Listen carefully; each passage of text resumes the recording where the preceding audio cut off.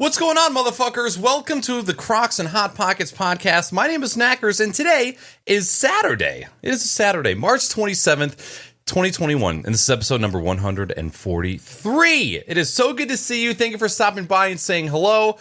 Tonight on the podcast, we have the one and only WizardCM. What's going on, dude?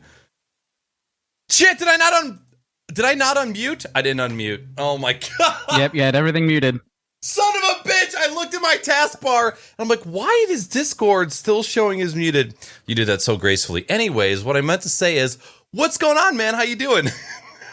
I'm good. How are you? God, of course, of all people to do this to, I do it to you. First of all, what does the CM in your username stand for? And do people call you Wizard? Do they call you CM? Do they call you WizSim? So... initially online, I had my name as Computer Master, which is the CM part. And after a while, there were two parts. One, everyone on forums was calling me CM. And so I was like, okay, well, Computer Master, if you Google it, it comes up with all sorts of other people. So what if I make something unique? So I added Wizard on the front, and then everyone started calling me Wizard. So I might as well just strip out the CM at this stage. Did you get any flack for labeling yourself as a computer master before you had a chance to prove yourself to the world that you were? No, and I think that's because the forums that I frequented at the time were all really friendly, and so it didn't really come up. Friendly technology. What forums were you going to? Because I don't know a goddamn forum on this earth that revolves around technology that has nice people on it. There was this one ages ago called JCXP, and it was originally like one guy with a blog, and eventually he expanded it out into a forum, and then it was super popular, and then eventually it kind of died off, as all forums do. Yep. During its life, it was great. You brought up a really good point about forums dying. There are still people out there, and I will admit there's a very small part inside me that's like, bring forums back. This is the greatest time of my life. But it's just not where the attention is. So when people come up to you and say, hey, my name is Stacy, I'm starting a website, and I want to know which way should I go for forums? Would you encourage them to go in a different direction as far as if they were trying to support a community centered around their product, or would you say, oh yeah, forums are great? I think it depends on the use case. I think there are some forums like the LTT forums that are actually very active and people are super, friendly there. And then there are others that are just completely silent and dead, or you only have a couple people posting in them to try and keep it active. But I think these days people tend to gravitate more towards social networks, and usually you'd rather have the comments for say a YouTube video within the comments of the YouTube video rather than related news post on a particular site. So I think these days it's more where the content is than the discussion follows, because Twitter, Facebook, all of those platforms do provide a way to comment on the content that you post there. Sure. Even TikTok as well, I guess. Do you think that the subject matter, do you think forums are probably okay for a technology company, but if you ran like a lawnmower repair business, or you're just like the master lawnmower man, do you think that having do you think forums are suited for all different types of content or subjects, or that they're really, really good at certain ones? And this is completely not even talking about the attention span of humans these days, because our attention spans are so small, which is something that I disagree with it very hard. So what do you think? I think it depends on what kind of conversations you want to have with your users, your audience. I think for certain things like a lawnmower business, I can't think of a lot of things you could discuss on a forum long term. But then again, every interest, every hobby, every job has a lot of people who are interested in that topic and are willing to discuss it to the end of days, right? Doesn't matter what that topic is. Some people can just talk about that topic forever. So giving people a place to meet up and talk about that stuff definitely forums could be useful. But it also depends on, I guess, your moderation team and, having people who are actively keeping the conversation going in a productive way, rather than, for example, copying tweets into forum threads and then just leaving them, rather than having an actual discussion about certain things that are relevant. So yeah, it depends.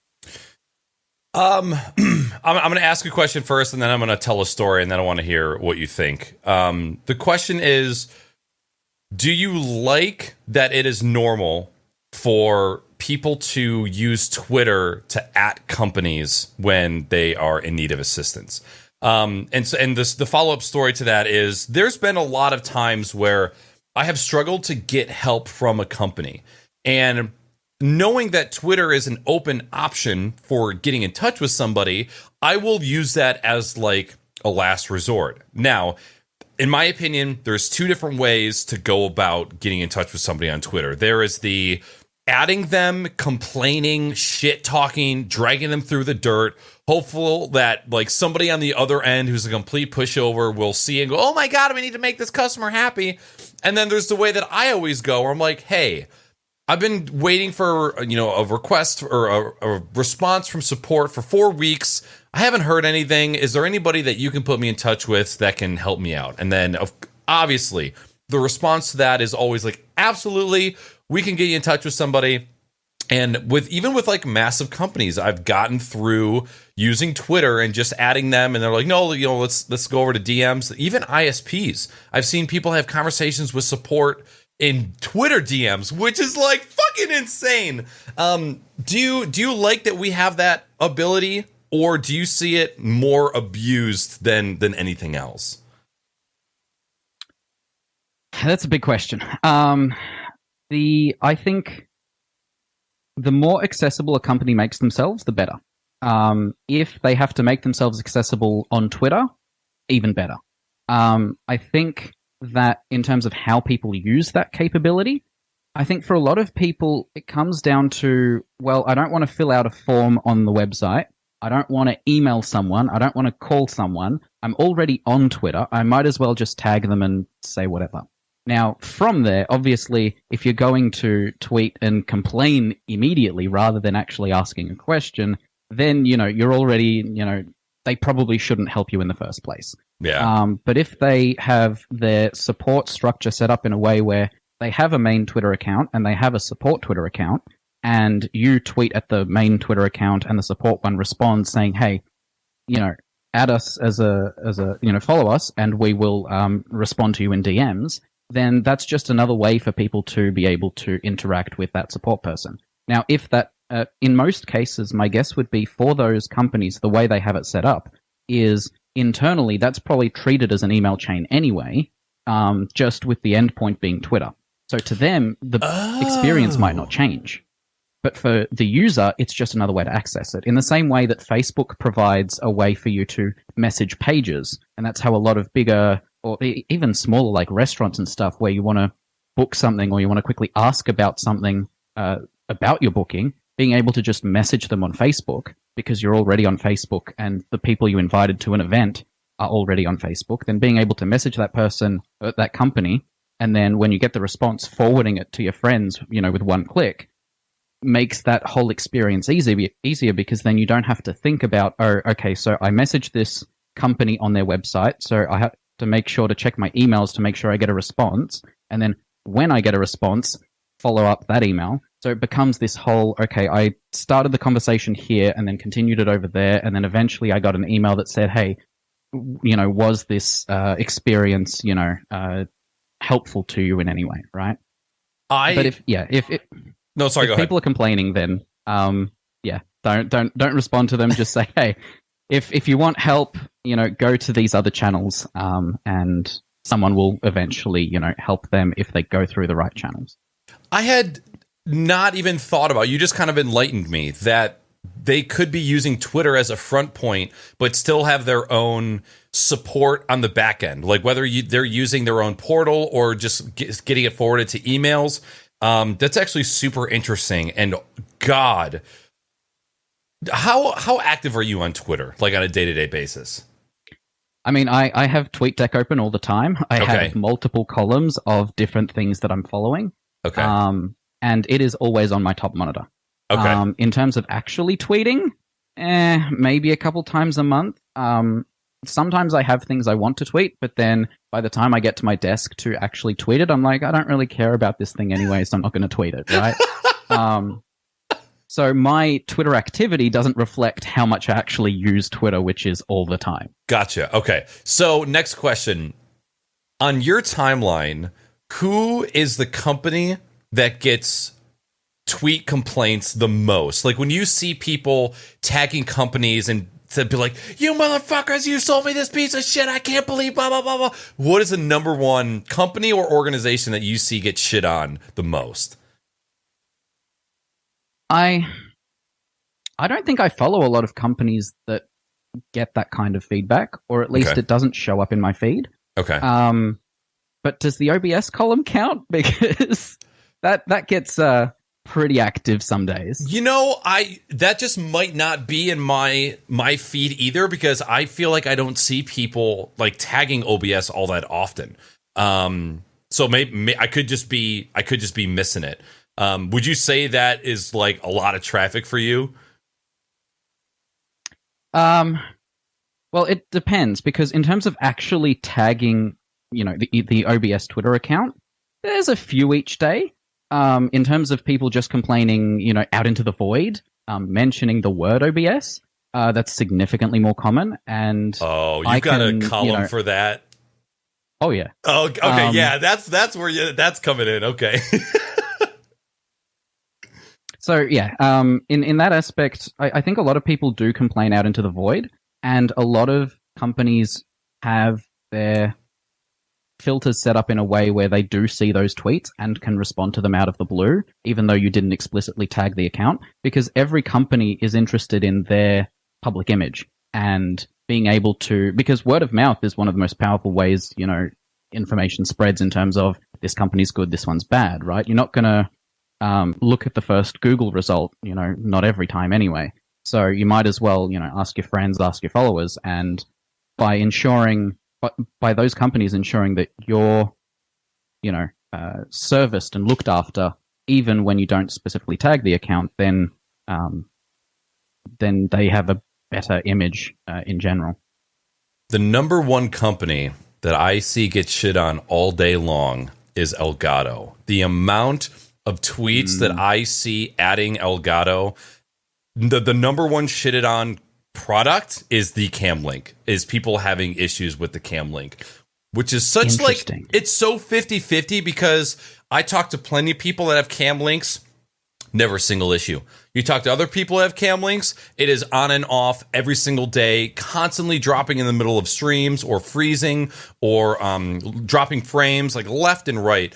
But yeah, I can't imagine that anybody who works in the Elgato support department is there for any longer than 6 months, because the berating that they get and just like the insults, that's probably, I'm a believer that social media is one of the greatest things ever. I still have a Facebook. I don't use it. I'm not getting rid of it. I love Twitter. I love Instagram. I don't really love Instagram anymore. But I think that they're great tools. This is one of the downsides of those types of tools, because the people that are complaining think that they're just screaming out into the void, right? They think that they're just voicing words and they're just going out into the ether, when in reality, there is somebody on the other side. And knowing somebody personally, like my girlfriend, who sat on the other side of the phone of phone calls like that for her job doing customer service, you know what kind of damage that can do to a person. Even, I do IT support all day long, and for the most part, people are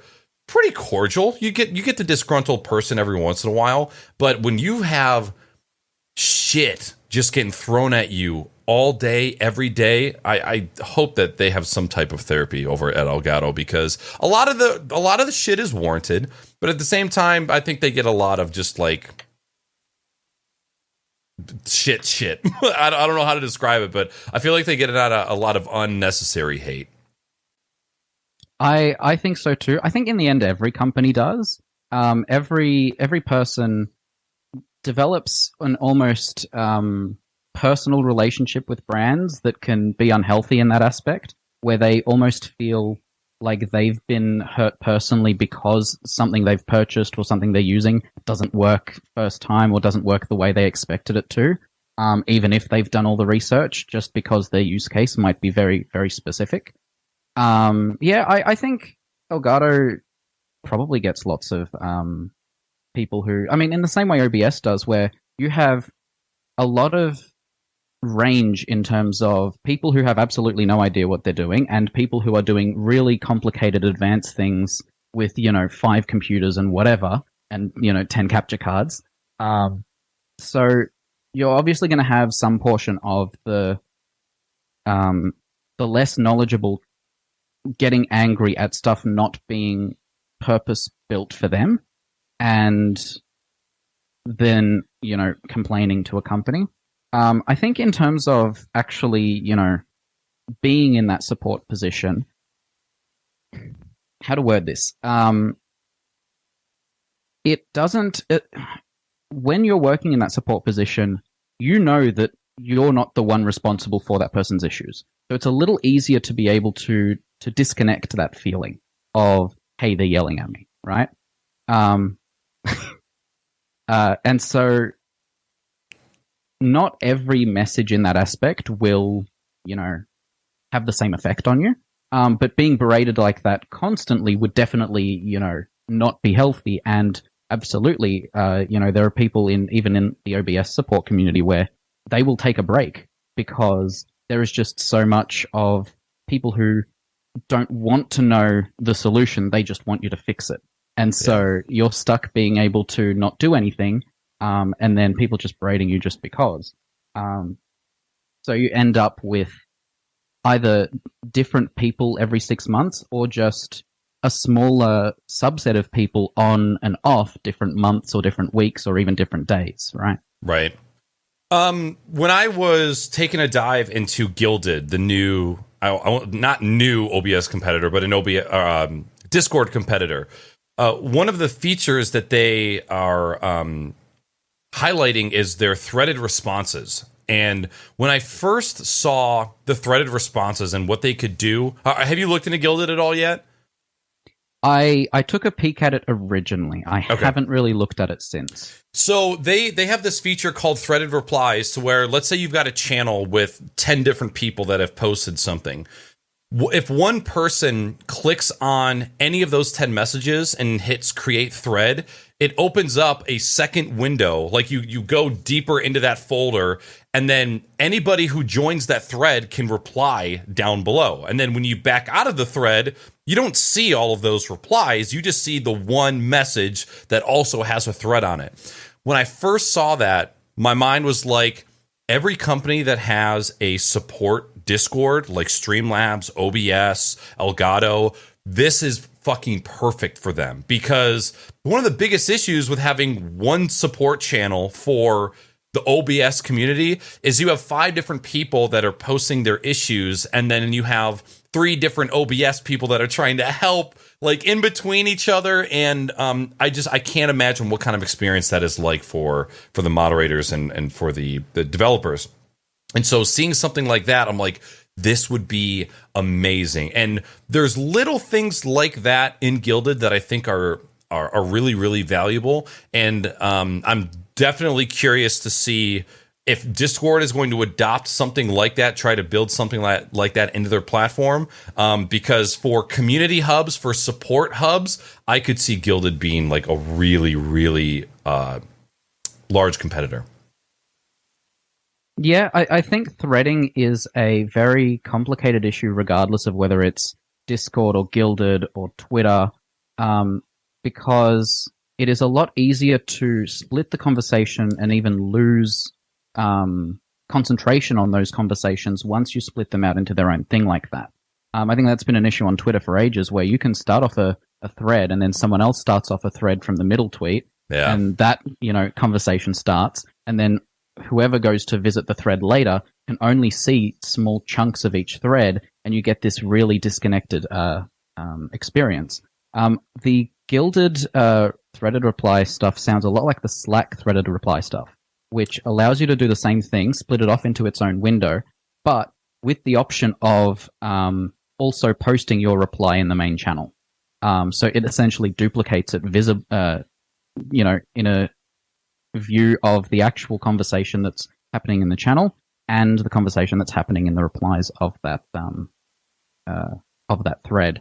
Microsoft Teams actually does something similar where each message in a channel is considered its own thread by default. Yep. So you have a comment box that's tied to that original message. And if you want to start a new message in the channel itself, that's a separate button that isn't a text box by default because they know that each message that you receive in a channel is the start of a conversation no matter what. And being able to see the start of a conversation easily and then be able to continue that conversation inline makes it easier for people to know, how much conversation is going on without turning it into noise, which is, I think, one of the downsides of how Discord ended up doing replies, where originally it was just mentions, and now it's you can click reply on a message, which will show a little preview of the original message above your message, and then your message below it. And if that original message is a attachment or a embed, then it just says attachment or embed rather than giving you any kind of visual indication of what that conversation is pertaining to.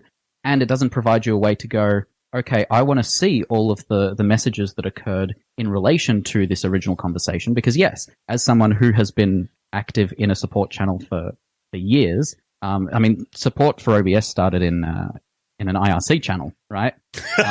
So everyone's used to that kind of flow on the developer and the support side. Whereas people who need help are not used to that conversational style. Anyone else can talk at the same time kind of thing in the specific use case of support. Normally you'd have, visit any website that has some kind of support chat function built in. It is an isolated you as the person who needs help with the person who's providing the support. And it's a one-way conversation or a two-way conversation between two people just trying to solve that one issue.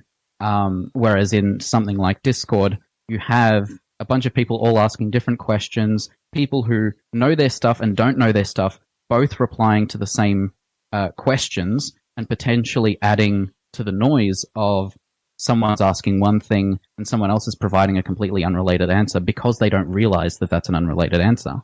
And so, yes, there is definitely a lot more noise in that system, but it also allows you to, as a spectator, be able to learn more by being able to just watch the conversation and see how different people respond. Whereas if OBS, for example, had a private 1v1 conversation, would that be with, support volunteers that have been confirmed to know what they're talking about? And, from there, how do you share that knowledge that they know with people who might be interested in helping out in their own circles? Right. So having a single channel allows you to kind of balance that, not always the best, but at least have some kind of sharing between those two environments, I guess. We use Teams for work. I mean, we're a Microsoft house, and all of the techs are in between 28 and like mid 30s, and then the whole rest of the company are like 40 and 50 and up. And trying to get those, like that age group, to utilize the posting, like the posts, the replies, the tags, like that sort of messaging back and forth is really, really difficult for them to wrap their head around, because they're used to email, reply, CC who else I want in the conversation. And we've had a really, really hard time trying to migrate their mindset into thinking like email is not the end all be all, because compared to how we communicate now, email is one of the most archaic ways when age is concerned, but it's also one of the most solid. Like there's absolutely still a place for email, but in a world where a lot of our businesses are all still so digital, email as a collaboration tool for more than one person is absolute dog shit. That's interesting about the correlation that you made between the text chats and then replies with threads on Twitter, because I agree, when you are kind of going through replies, you can get lost in what thread, and even though you're clicking on a thread on mobile and it's taking you, it's secluding what you're looking at from what else is on the page. And I guess that could be a little bit more difficult. And then that's got to be changed a little bit. Do you see the way that you guys do support in Discord with one chat? Do you see that as not the best, but the greatest option you have at the time? Or if you had to choose where you would put OBS's support, how would you do it?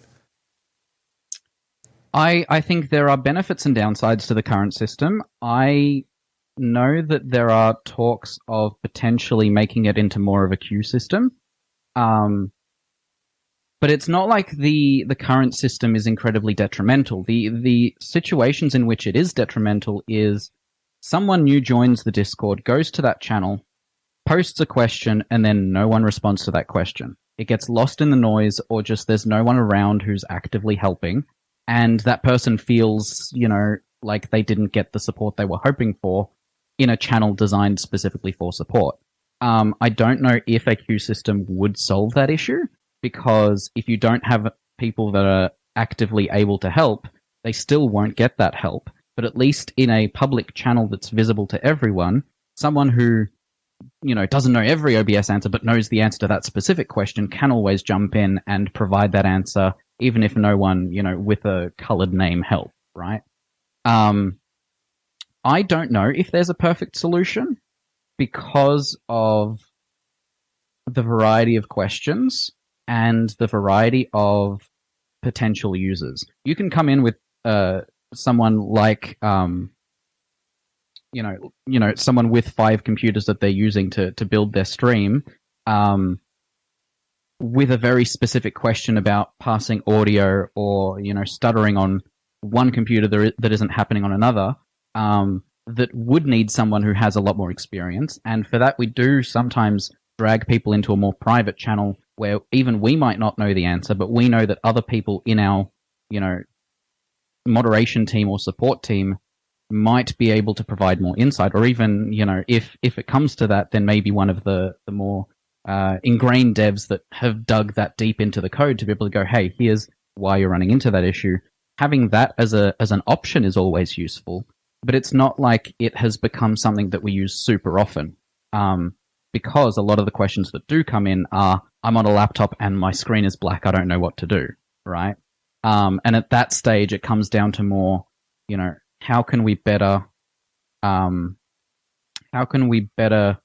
expose these features or make the program itself easier to use in those aspects so that people don't have to go to a support channel to get the answer to that question.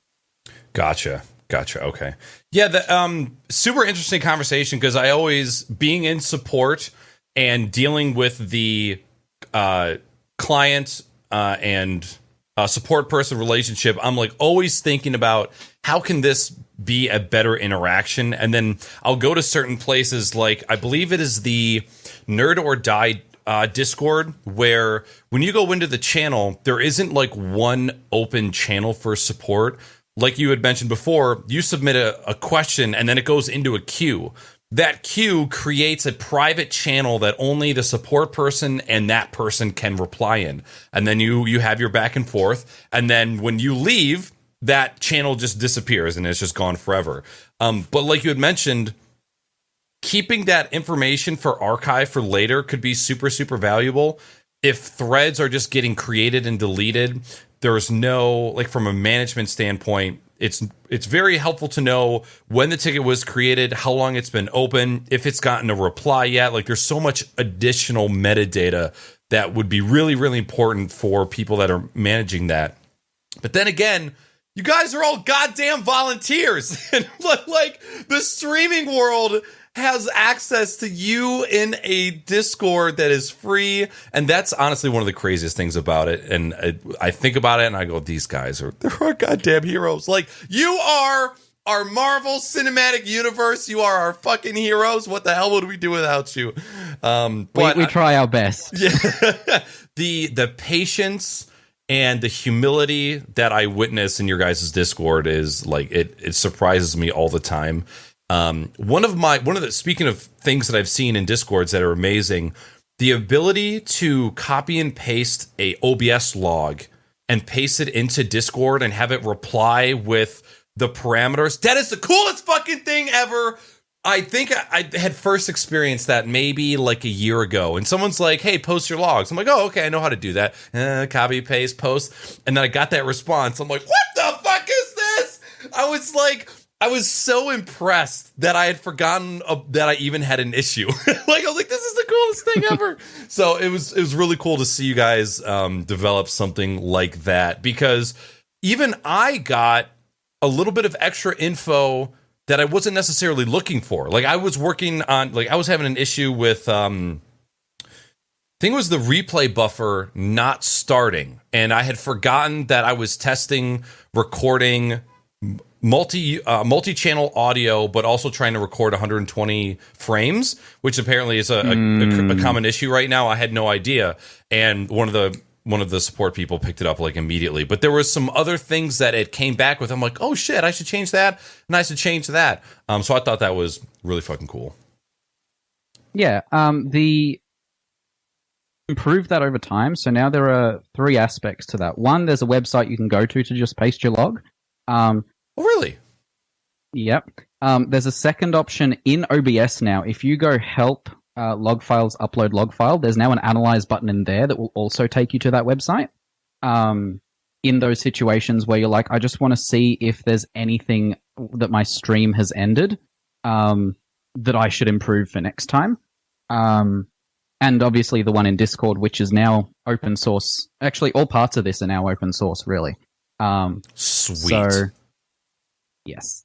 And we're always looking for newer things to add to that analyzer, because there are, more unique issues that can be discovered. And that's why a lot of people who are helping out in the support channels, they use that, log analyzer as a baseline to go, hey, here are some things that will help you, but may not be specific to your issue. But then they look at the log file itself anyway to go, oh, but you also have 500 sources in one scene, or you have 300 media sources that are currently, pointed to files that might not exist, right? And that might be causing issues for you as well.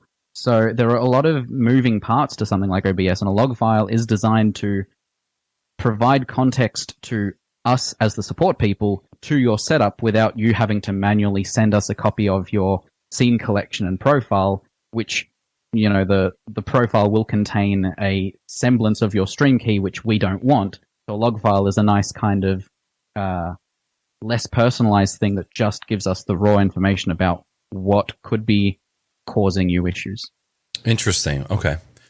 Something that I wanted to ask kind of earlier on before we had gotten onto the topic of OBS was your beginnings and history with development and coding and programming and all that stuff. So I'd love to hear kind of how you got your start in that, if it's something that you've been doing in your entire life, it's something that you picked up later. Actually, I don't even know what you do for a day job. So if you want to touch on that as well, you're more than welcome. Yep.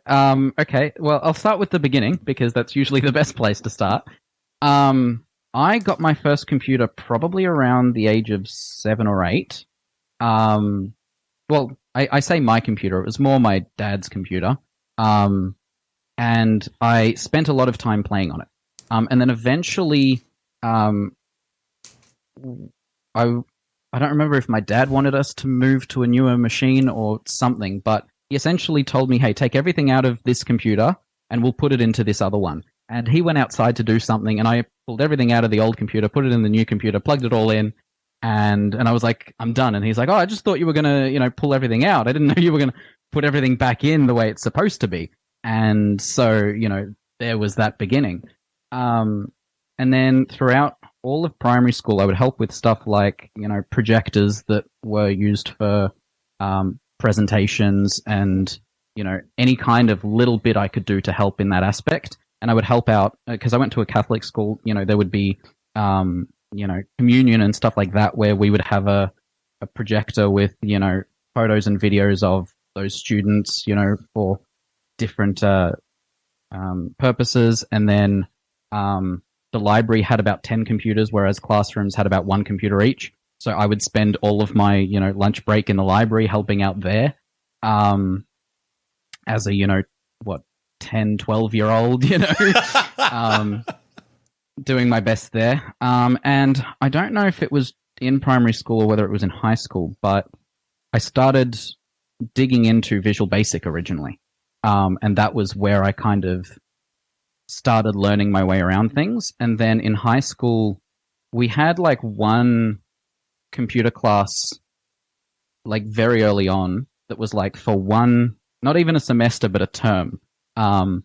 Which was, so they would switch between different tech-related subjects. So in a year, you would have woodworking as one, computers as another, and there were two others that I don't remember. Damn! And I remember that. I remember the computer class being like the basics of Word. And I was in there being like, I've just started high school. I know this stuff. Give me something a little more advanced. And what ended up happening is during those classes, I would finish my work within the first like 20 minutes. And the rest of the class, I'd be helping other people around the class because they apparently didn't know the basics. And I'd be like, come on, we're supposed to be the generation that knows our way around this,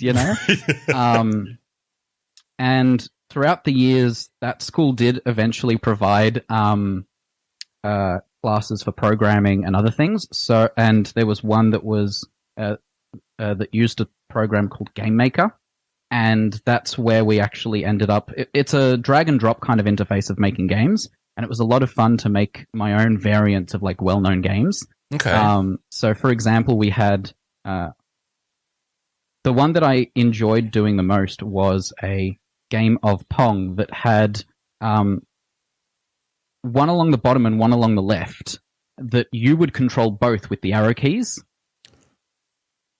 Why would you do that to children? Because it's fun.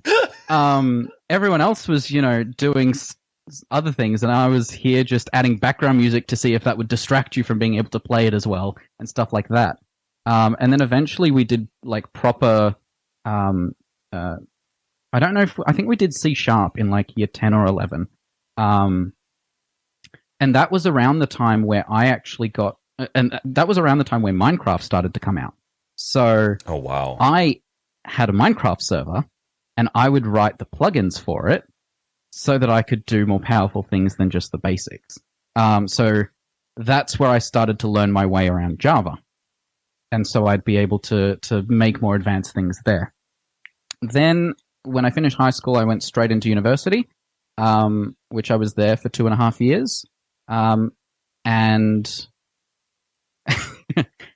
And in university, because it was just the associate degree, because I was always terrible at maths, I didn't end up getting, into a bachelor's immediately. And so a lot of the classes there were, hey, here's a computer, build it, put the parts in, install Windows, do the basics. And I'm like, I already did this for 2 years at high school, and I knew the stuff before that as well. So I'm bored here, right? And when I finished that associate degree, one of the guys I knew at university already had a job at a company that was making mobile apps, and they needed a front-end web developer for their own like brand website. So I immediately started working there. And so my first job full-time was as a front-end web developer. Back then, I think it was all WordPress. Oh my God. So a lot of my experience, both in personal sites, I did do one project as a thing for fun during high school in a CMS called Joomla. And that was a lot of fun because essentially our school website hadn't been updated in like 8 years. So I was like, okay, I'll make my own. And it was really nice. And I did show it to the principal at one stage. Like I actually got a meeting with him and went in and showed him around the site. And originally their plan was going to actually use it. And then I finished high school and then nothing came of it. But that would have been a cool experience too if that had happened. Typical high school teachers to forget about us as soon as we leave. Fucking bastards. I had some awesome teachers throughout the years, both in primary school and high school, that kind of wanted to help me pursue these, tech-related avenues, whether it was web dev. I had one teacher, I think in year 10, who was basically like, hey, I have this personal project. Would you be able to help me make a website for it? And he paid me for it and everything, right? So in 10th grade? Yeah. Jesus fuck! Okay, the development company that you worked for out of university, that was your first development job or your first job? That was my first full-time job. I did do some WordPress stuff for a colleague of my dad's who was also running his own, I don't know what he was doing, but he was doing tech support on one side and building websites for people on the other side. I'm not entirely sure. Okay. But he would have different clients who needed websites done. And so I, came in, worked for him a couple weekends to just, help out making those websites. But yes, the first full-time job, or actually even part-time, because I didn't really do a part-time job. That job I did for that colleague of my dad's wasn't even part-time. It was just occasionally he would need a website done, and so I'd go in for a weekend, do it, and, job done. So, yeah, that's the whole starting for me. And I'm sure there are some that can tell from his accent, but what part of Australia are you in? I'm in Victoria. Gotcha. Melbourne. Okay. So this is the first time I've ever had somebody on the podcast with such a difference in time zone. So for you, it should be coming up on 1 p.m. on Sunday, while we are here at 9:48 p.m. on a Saturday. Super fucking trippy. It's dark out here. I see the sun in your fucking window. I don't know what the hell's going on. But I appreciate you taking time out of your Sunday. And so, okay, awesome. Super cool to hear about your past. I didn't realize that you had gotten started so early and then just kind of hit the ground running. I remember taking 2 days of a Visual Basic class. I remember typing 2 lines into something. It was, I remember blue screen, white text. I typed something about George Washington. It was the first assignment was to get the words George Washington to do something, and I did it, and it didn't work. I'm like, fuck this, I can't do this. And I think I had swapped that out for Woodshop or something, and that's how I knew right then that programming wasn't going to be for me. So as your life kind of progressed, how did you land working or begin working with the OBS team and starting to do commits for them? So there were 2 aspects to that. The first was that at my first job, they did an event every 6 months or so called Disruptive Startups, and they would it would be a free event. You'd have a speaker on stage and then an audience that would watch. And at one stage, and they were essentially, this drove me nuts because they had one videographer at the whole company, and he would record the speaker on stage with his personal DSLR from the back of the room zoomed in, and then he would stand in a corner with a shotgun mic pointed at the stage, and that's how he would record the whole event. And I, watched one time and I was like, this is terrible. They have a mixer. Plug into that. You have a portable recorder. Plug it into the mixer and record the audio from the mic directly. And once we did that, eventually they were like, hey, what if we streamed this to Facebook? Because we have an audience on Facebook. People who can't make it, why don't they watch online? So that was when I first properly used OBS for anything, and helped create an online event for them to be able to stream that out live with high quality audio coming straight from the person's mic up front, with a DSLR plugged into my really old Ava Media capture card that I've still got around somewhere. And that was when I started to, spend a bit of time in the OBS channels. and I ran into an issue with the Ava Media capture in OBS where the audio would stutter. And if I added the audio source separately, it would be fine. But if I added it as part of the video capture device for the Ava Media card, it would stutter. And so I went into one of the support channels with that. And at some stage, I coordinated with Jim to actually try out a few different builds to fix that. Him writing the code, me just kind of being there running the program and going, yes, it didn't work, or whatever ended up happening. Eventually, we did fix that, and so that was my first contribution in the sense that I helped get a bug fixed. And then I just stuck around in those channels and kind of learned my way around a bit. And then I did a D&D live stream with my colleagues at that first company, where Friday nights, the 6 or 7 of us would go into the boardroom after work and stream D&D for 3 to 4 hours. And I was using my Surface Pro 4 as the kind of computer recording everything, which is not designed for encoding for 4 hours. And I had 3 webcams hooked up. Well, actually 2 webcams externally and the one on the tablet itself, so that I'd have 2 cameras pointed at the players and one at the DM. And because they were both Logitech cameras with the same model number, every time I hooked everything up, one camera would load, the other wouldn't, and all sorts of, craziness there. And so it would literally take me about half an hour to an hour before going live to actually get it all working. The actual plugging in all was fine, but getting all 3 cameras running at the same time every time was a nightmare. And then eventually we kind of finished that campaign that we were doing, and I learned things during doing that of, better handling OBS stuff. And then once OBS moved from IRC to Discord is when I really became active and started learning my way around the actual internal functionality, and then started to learn my way around potentially contributing my own code into it. Interesting. And it's funny you say that.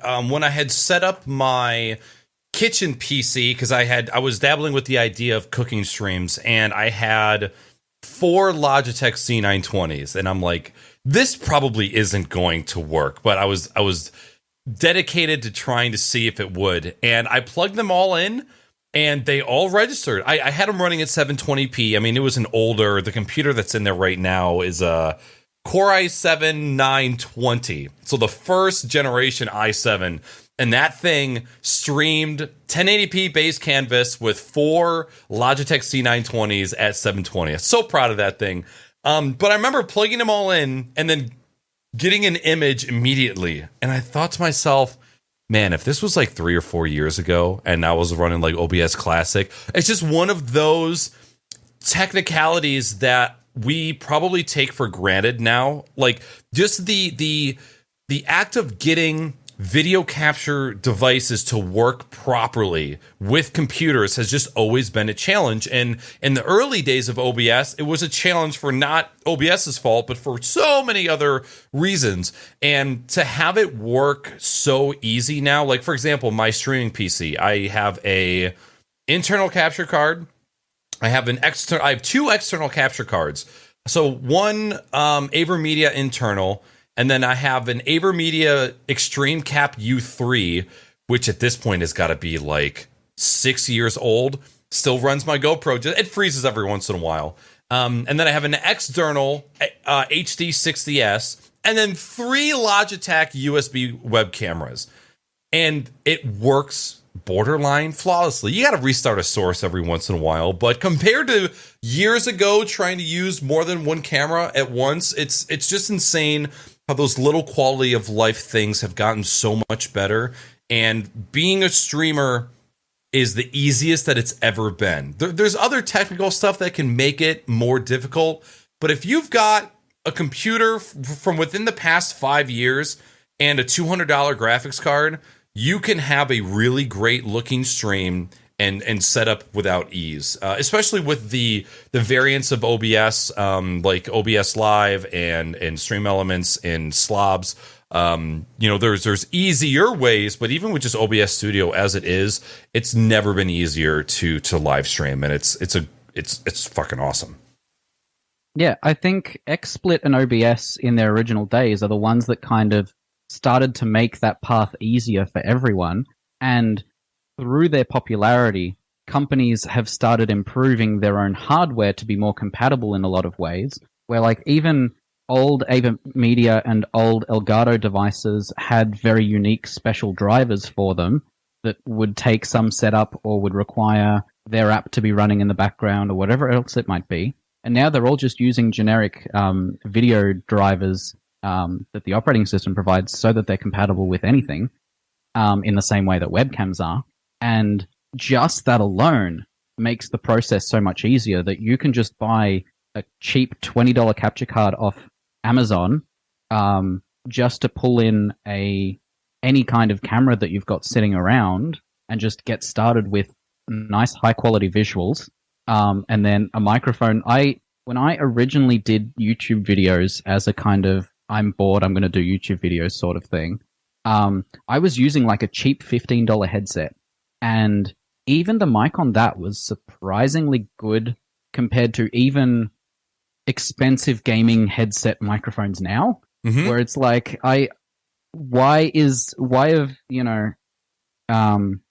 some parts of this improved so much in terms of process and quality, whereas others have kind of just stagnated, where we're all kind of going, someone please make this. Yeah, please, God. There's so many categories like that in the streaming world that just have not moved.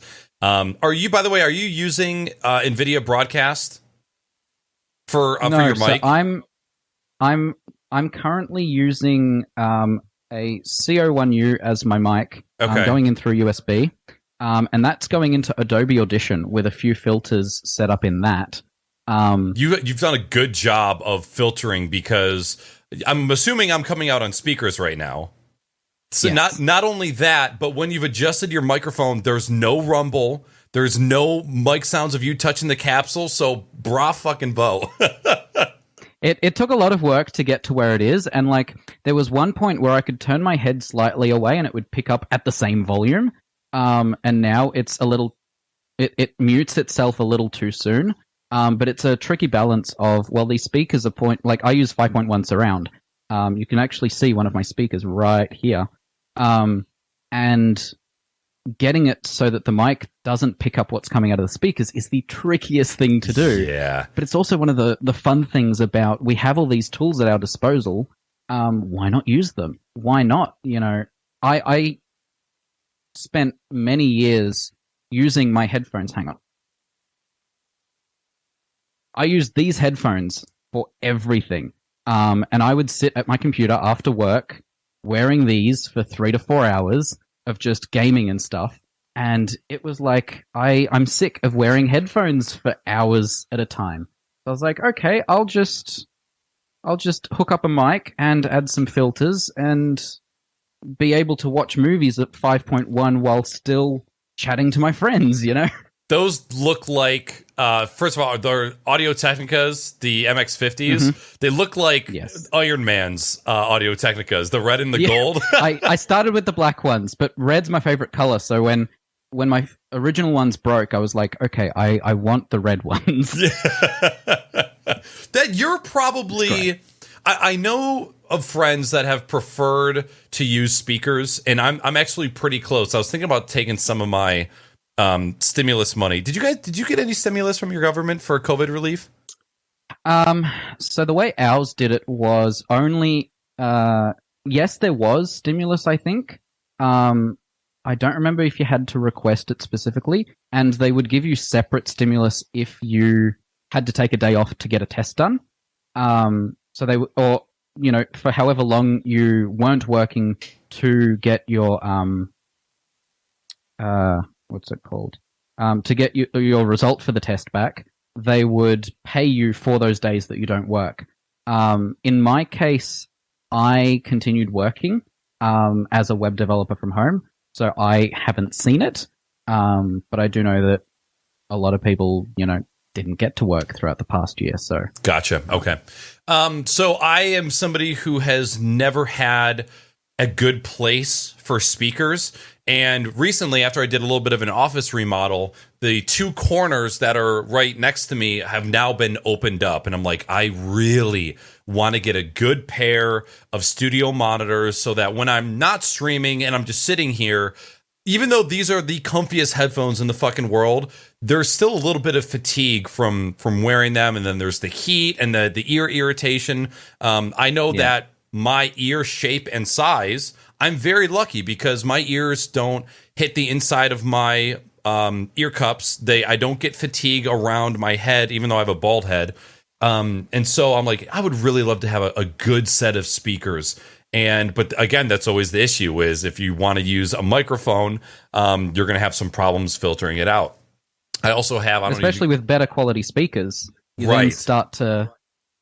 It has a wider range, so you have to figure out where your voice fits into it so that you just get your voice, right? Yep. So yeah, I've been kind of looking into, and I know there's some great options, like there's PreSonus, there's Mackie, there's Rockets that you can get. And I'm not, I care about audio, but if you were to sit me down with a bunch of different speakers, if somebody were to ask me, like, what's the difference between them, I'm like, I can't accurately gauge that. So we'll see what way I go. As far as getting into the development with OBS, do you have any crazy stories that have unfolded already, just from like being involved with the team and committing? Do you have any crazy shit that you can share? Crazy shit, as in what kind of? It could range anywhere from the craziest person that you've ever dealt with on the support side of things. It could be like the craziest bug or like the largest anomaly that you've ever encountered trying to work within OBS. Have you ever broke it in the weirdest fucking way that just made absolutely no sense? Something like that. I mean, people break OBS in the weirdest ways all the time. And the ones that do break it the strangest on like Linux, for example, tend to come back and provide some sort of workaround or fix for it. Most of the people that come in to support are the ones with like really simple issues, but you get a couple that are like, hey, my camera only works in these situations or stuff like that. Nothing comes to mind at the moment, but there have been situations where we pull someone into the private support channel and spend like a week of trying to figure out what's going on. There is one issue that we don't know if it's something on our side, but essentially, when we released the virtual camera as part of the latest update, 26.1, I think, came with the virtual camera. The weirdest issue we've come across is that some people come in saying, my normal webcam on my laptop no longer works while OBS is installed. Whoa. And the weirdest part is that each person that comes in, it's a different model of laptop, different model of webcam, and different behavior. For a couple people, it was that the webcam itself got disabled in the BIOS. Who knows why? Okay. For other people, it's disabled in Device Manager, but once they manually enable it, it disappears, and then they still can't do anything with it. And on top of that, you uninstall OBS in the virtual camera, their standard camera doesn't come back. Oh, and at that stage, you're like, well, we can't do anything because we don't even know if it's our own end. Right. So that one's the one that stands out to me as one of the big ones that kind of affects a few people, especially as the whole point or the main reason we added the virtual camera built into OBS in the first place was to make it more accessible to especially teachers working from home trying to teach students, wherever they may be. So, yeah, that would be the one. Is there one of the... How do I put this? NDI. NDI has been around for a long time. In the grand scheme of things, not that long, but in the streaming world, it's been around for a super long time. It has always been seen as a alternative for capture cards. I personally have always had issues with NDI. There was maybe like a 4 to 6 month period where it worked great, and it was a small time when I didn't have a capture card, or you know what, I had built my streaming PC, couldn't afford to get an internal capture card at the time, so I'm like, okay, well, I'll just use NDI. For me, all hardwired, all of my networking equipment right behind me, all gigabit NICs, all Cat6. NDI should work perfectly, but I just always have had issues with it. In your time with viewing the OBS support, either the forums or the Discord, do you see a lot of people having the same unexplainable NDI issues, or do you see it more just working for a lot of people, and that's just the end of it? Because I really don't know if my experience is unique or not. I would say most of the NDI setups I see are not particularly complicated in their execution. And as far as I can tell, for most people, it seems to work okay. There are definitely, NDI in general, both behind the scenes and the stuff that's exposed to the user, is very much a black box, and it doesn't give you a lot of configuration in, for example, say you have 2 NICs and want to send your NDI over one while everything else goes over the other. It doesn't give you that kind of control. It just goes, if I can see the other computer for any reason, I will work. And there is a bit of kind of magic that they do behind the scenes of, well, we'll add firewall rules and all sorts of stuff to try and force our way through to the other computer. But most people who come in with NDI are actually having trouble either installing it or on macOS because of the whole code signing stuff that Apple have kind of made, as required as part of the system. People struggle with that, trying to get things to communicate in the first place. So yeah, sometimes people do come in with I have these 2 computers, they're plugged in, it should be working. One computer sees it. One computer sees the other computer, but the other computer doesn't see the first computer, and I don't know why. And it's yeah, it does happen. We have no control over that, and we wouldn't even know where to begin to try and troubleshoot that. We do sometimes go, okay, well, try restarting both computers, try restarting the router. But that's about all we can do in that aspect, purely because it's a black box, and a lot of its behavior is out of our control.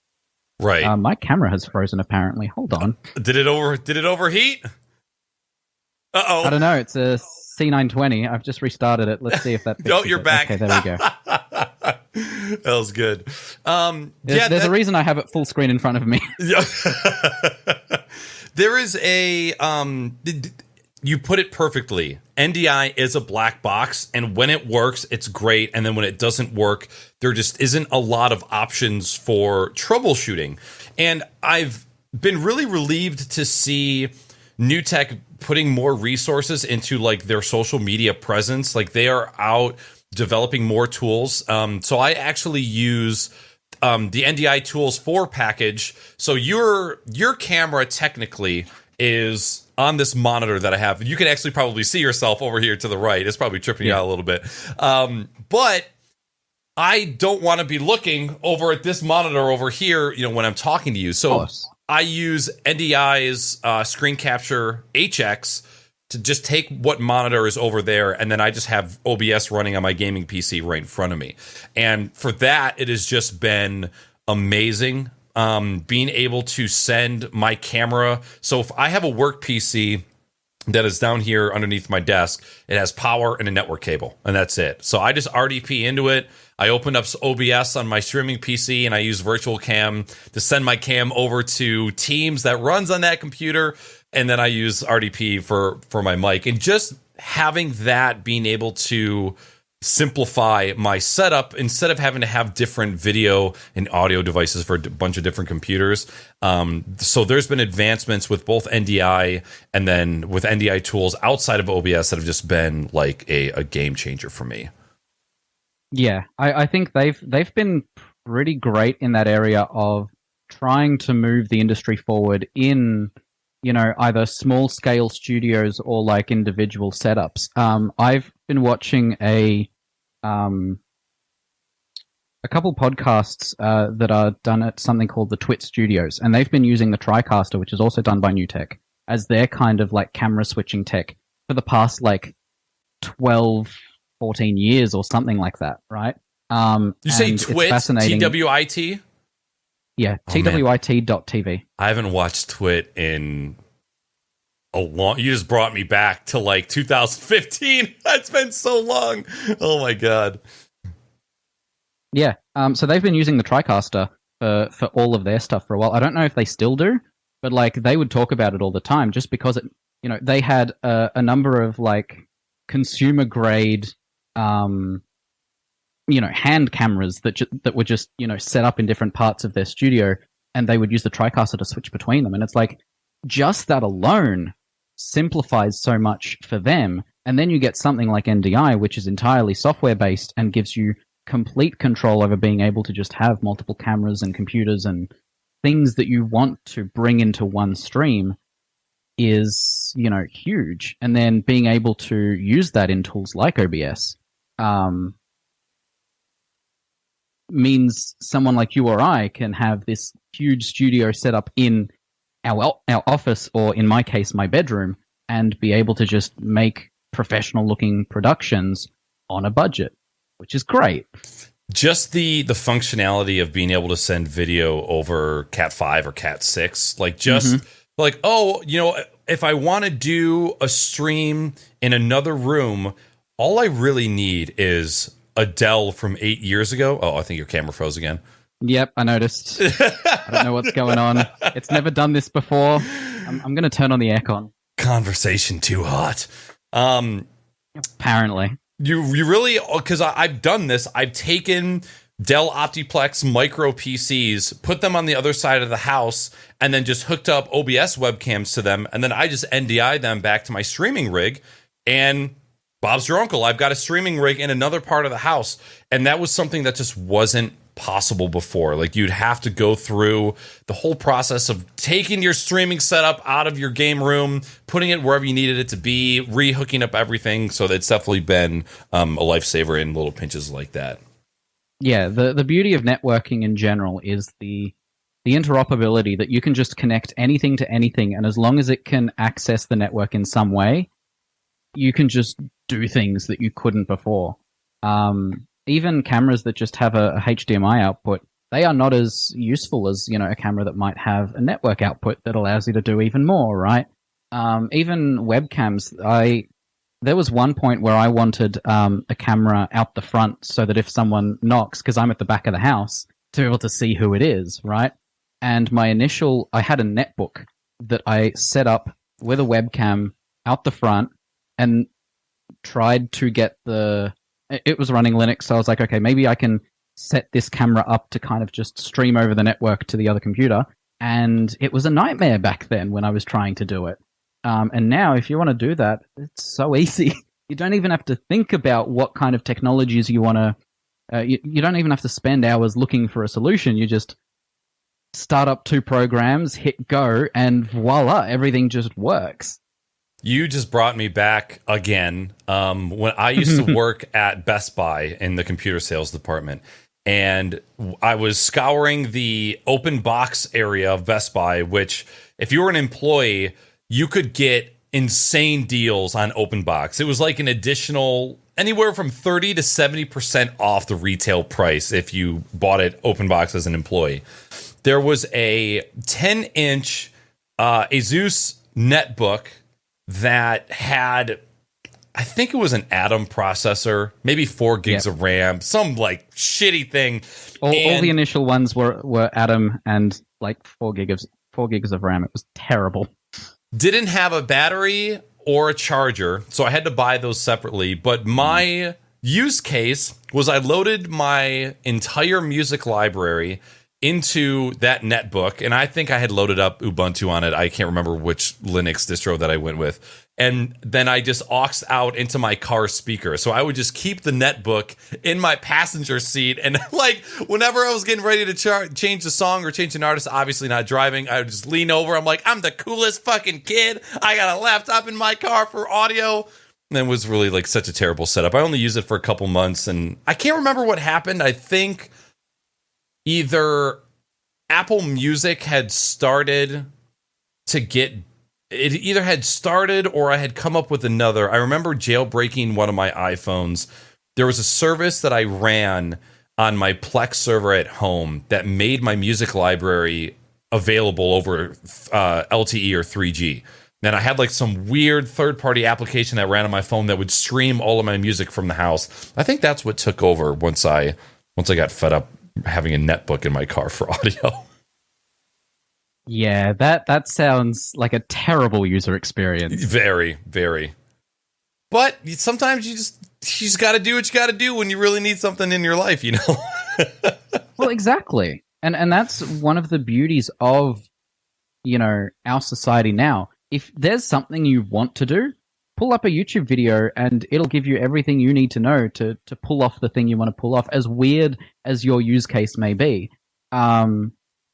Even 10 years ago, stuff like that would have been so hard to find. You'd have to, you know, contact a friend who knew how to do something so that you could ask them about how they do things, which does still sometimes come up. I have a Nook in my room that allows me to set up a network boot from any computer in my home network so that I can boot into Linux.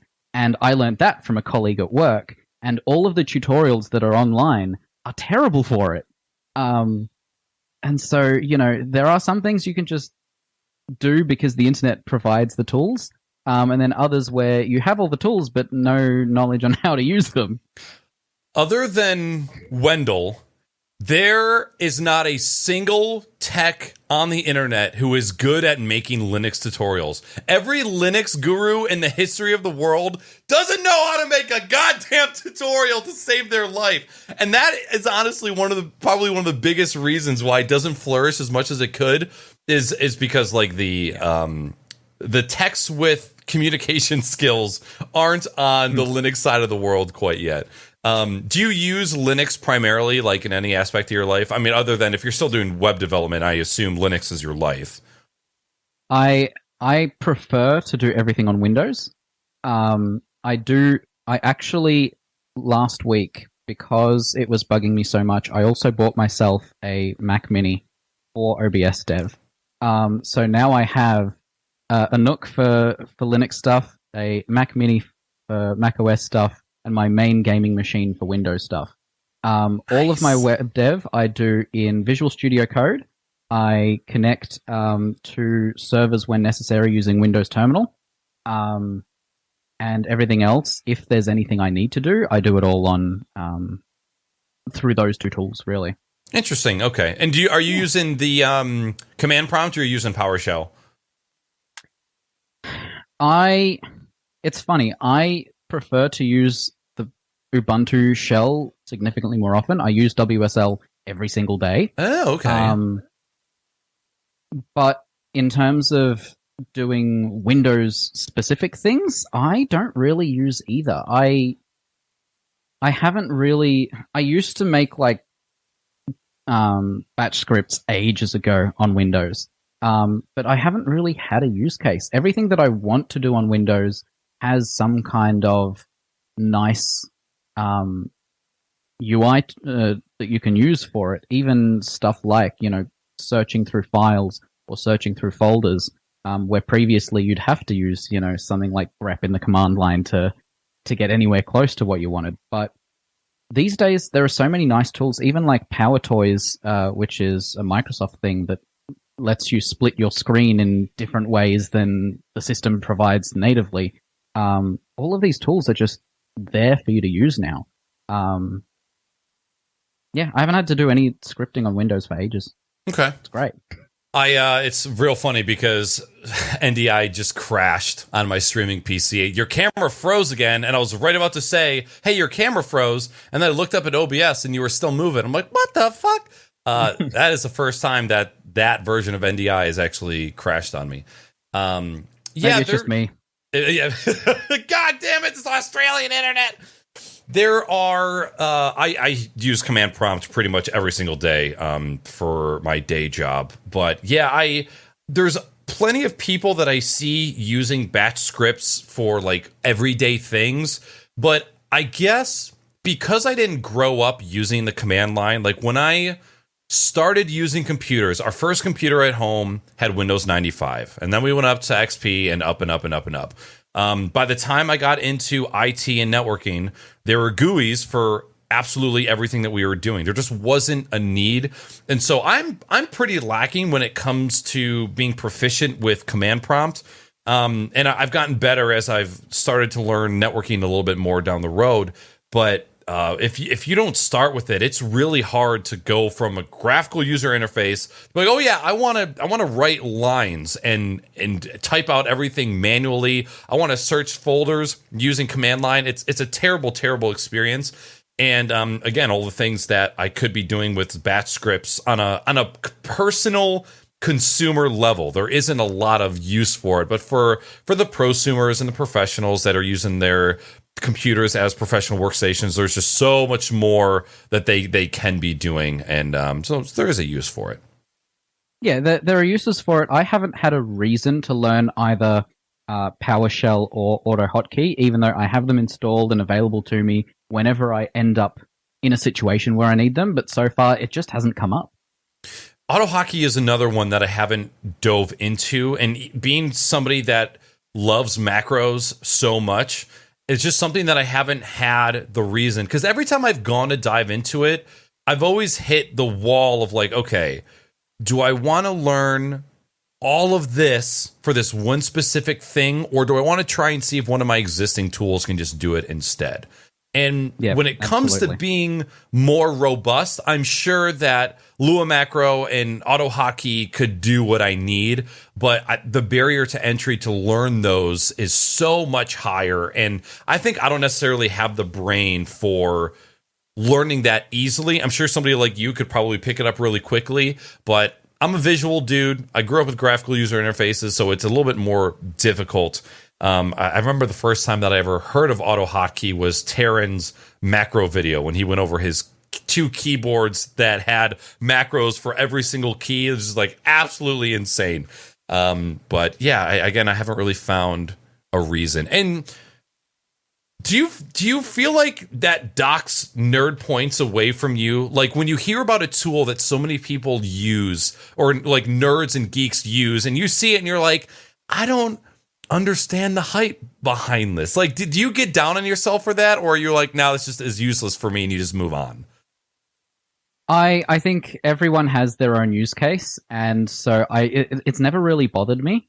The one thing I did struggle with at uni was for our Cisco course for networking. I could not get my head around the command line for that. The commands were just so verbose and unnecessary that I was like, I'd rather just do this in an Ubuntu shell and just be done with it. Where it's like, use the tools that you know and you're comfortable with, rather than the tools that everyone else is using just for the sake of using what everyone else is using. For me, it's often come down to, if I want to learn something like AutoHotkey, I need to have a valid reason to learn it. I can't just jump in and be like, okay, I will find a tutorial on how to use this and try and recreate the thing for the tutorial, because I get bored 5 minutes in being like, none of this is interesting to me. If it's something, for example, at my first job, near the end of it, I was bored knowing my way around WordPress and jQuery and wanted to learn something new, right? So when our creative director was like, hey, I want to have this thing that allows us to better showcase user stories to clients rather than through a spreadsheet, I was like, all right, for this thing, I will learn a new front-end library. And in 2 weeks, I had a fully working, web app that did all the things that was part of the original request, and I learned a new thing out of it. Outside of that, I just move on. I don't care enough. I've got more important things to think about than how to learn AutoHotkey. Yeah, that's a great way to put it. I got another question for you. If you were to stop supporting and stop committing OBS and you were to quit your day job right now, would you seek out another job within the industry that you're in? Or kind of doing the same thing, but for somebody else, or would you go off into a totally different side of development? Like, what would you do if you had that choice? So throughout all of high school and uni, I had no idea. All I knew was tech is the corner of the world that I'd love to do stuff in. But until I got my first job, I didn't know which part of that would be. Whether it was programming, whether it was, setting up networks for enterprise or whatever else, right? So I don't know what I would go to next. As it stands, I really enjoy programming as a thing. For programming, for me, it really depends on the use case, which again is similar to how I learn best. But I've worked at my current company for since late 2017, and we do smart water and gas meters, where we build a physical attachment to those meters, which tracks the usage. That gets sent up to our back end, which then gets displayed in a front end I build. And for me, I see that as beneficial to everyone, not just the people using it, because people who know how much water they're using tend to use less, and all sorts of things in that area. And if this system can detect if someone's water is leaking, and there's a notification system to then notify that customer, hey, your water's leaking, and we can even shut it off for certain setups and stuff like that, right? Oh, so this is for the customer facing as well, not just for your management. It's primarily our customers are the big water departments or gas departments in different countries. We've got South Korea and Japan and Australia. I think there's some stuff happening in China as well. But the main use case is those individuals. In South Korea, the companies, right? The departments. And in the case of South Korea, the water department, as part of a greater thing in that country, has a thing called a health check, where essentially if the person hasn't used any water in a certain number of days, then they actually send police over to make sure, it's usually used for, the older generation where you might, they don't have someone looking after them.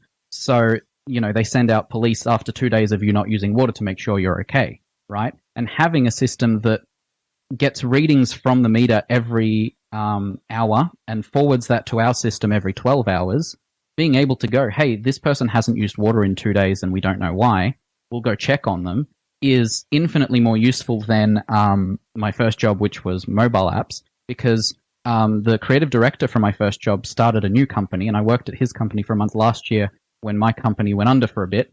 And the way they do things is basically customers come in being like, hey, I want a mobile app that does this, right? And the thing is, this is always something that has 10 other existing apps out there. And so for me, after a month, I was like, okay, I'm going to go back because I don't see the benefit of making yet another fitness app for business, right? I don't see the benefit to anyone of... They also had a podcast app that they did it for a different client. And as someone who listens to a lot of podcasts, I was like, I know exactly what I want out of a podcast app. And so I tried out their podcast app, and I was like, this is literally Google Podcasts. They had literally grabbed screenshots from Google Podcasts, like the original client, sent it to the devs here, and the designers here had made designs based on that. Oh, no. And the end result was Google Podcasts. And I just don't see... That doesn't feel meaningful to me. So as long as I'm doing something that benefits someone in a meaningful way, whether it's, in a support channel in OBS where if I can help one person, I'm already happy, right? If I can help 10 people in an hour, even better, right? Or if it's, adding features to something like OBS that makes people's jobs easier, right? All of this to kind of improve lives, even if it's indirectly, is what works for me. So I don't know where I would go next if, I left OBS and front-end web dev, but it would have to be useful to someone. Gotcha. I was just having a conversation with my girlfriend a couple days ago, and she works for a company doing account management, but due to COVID, they've had to switch things up, and she's had to re-dabble into customer service. And she says, I wish that I could just help people and enjoy it, but because she's an introvert, helping people, especially disgruntled people, just drains the absolute shit out of her. Where I can sit on phone calls and do tech support all fucking day long. Is it tiring? Yeah, but I too get a sense of fulfillment out of that. So you definitely have to be a type of person to do that all the time, let alone volunteer in a Discord and do that all the time. So hats off to you. Side question, is there anybody who opts out of that water tracking? Like, does anybody say, like, I don't know if I want you knowing my water usage, because they feel like somehow that's going to tell a story about them that they don't want anybody to know? I don't really know. Okay. I'm just the front-end web developer who makes the fancy UI for all the back-end stuff. Gotcha. My guess is that the water company themselves probably communicates it to their users, but I do know that, for example, even though I have no access to this information, I do know that the water meter we have attached to our house actually has a digital display on it, and it does send information out. I don't know if that's something we can opt out of, but I can physically go outside and look at the display to see how much we've used in the house. So I don't know. I would hope that there's a way to opt out, purely because people should be given the choice. But I think in terms of something like that, while individual water usage does add up, multiple houses, whatever, the big one that's fascinating is they also have these meters hooked up to like factories and big warehouses where they're going through so much water every day that the amount of water a regular person uses is completely inconsequential when compared to that. So it's more a matter of how much gas is also super fascinating in that way, where gas pressure is a very important part of being able to get gas to the end of the street, right? You don't want to push too much and cause issues, but you don't want to push so little that you can only reach the front two houses and then everyone else down the end never gets any gas, right? Or if the two houses out the front are using a fair bit of gas, being able to dynamically go, I need to send more to the pipes further down is useful in that aspect. So there are use cases where it's all about making it more efficient for everyone rather than spying on your particular use case. Sure. I wonder if we'll ever get to a point where it is a law, or it is law, that the utility companies have to give that information to the customer. Like, you have to be able to go out and see how much water you're using, so that when you get that bill from the department at the end of the day or at the end of the month, you can verify, oh yeah, no, that is the amount that I'm using, or the amount of electricity. So that's always been kind of like an interesting aspect of utilities, because you really don't know what you're using until you get that bill at the end of the month. And even then, it's probably a month after you've already used it. So it's like almost 2 months down the road. So that's super interesting. It's just something I've never thought about, having that sort of functionality with water. But that actually is a wonderful feature, especially for seniors. If you've got somebody that doesn't use water, and you're like, oh shit, we gotta get somebody over there. It's like, no, we just had a 2-day long gangbang. Like that, we're fine over here. Or they went on holiday and didn't tell anyone, right? And that does happen. But at least someone went to check, to go, is this person okay, right? Because an older person might not, they might fall over and just not be able to reach the phone, right? Mm-hmm. And 2 days is a, long enough time to go, we should check on them. We should really check on them. But in that kind of situation, essentially you're saving lives, right? Or potentially saving lives. And that's freaking awesome. And is that? I assume that that's probably not something you thought of when you got into that job, but it's just like, oh, that's actually kind of fucking cool now that you're in it.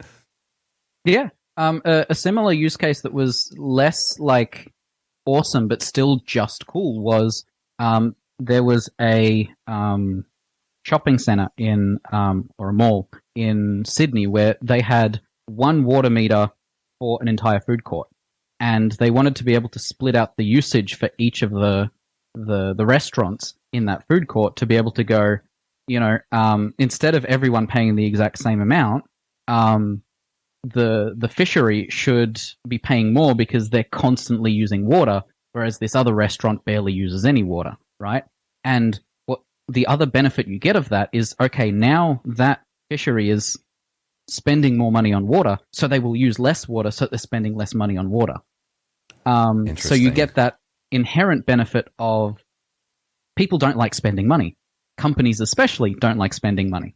So if you can give them insight into how they're spending their money, they will try and spend less, even if that means, changing how they do things. Interesting. Okay. Super interesting topic. Yeah, that was actually the last thing that I expected you to say as far as I knew that you worked in development, but I just didn't know to what degree. Yeah, I don't really talk about it just because it doesn't really come up.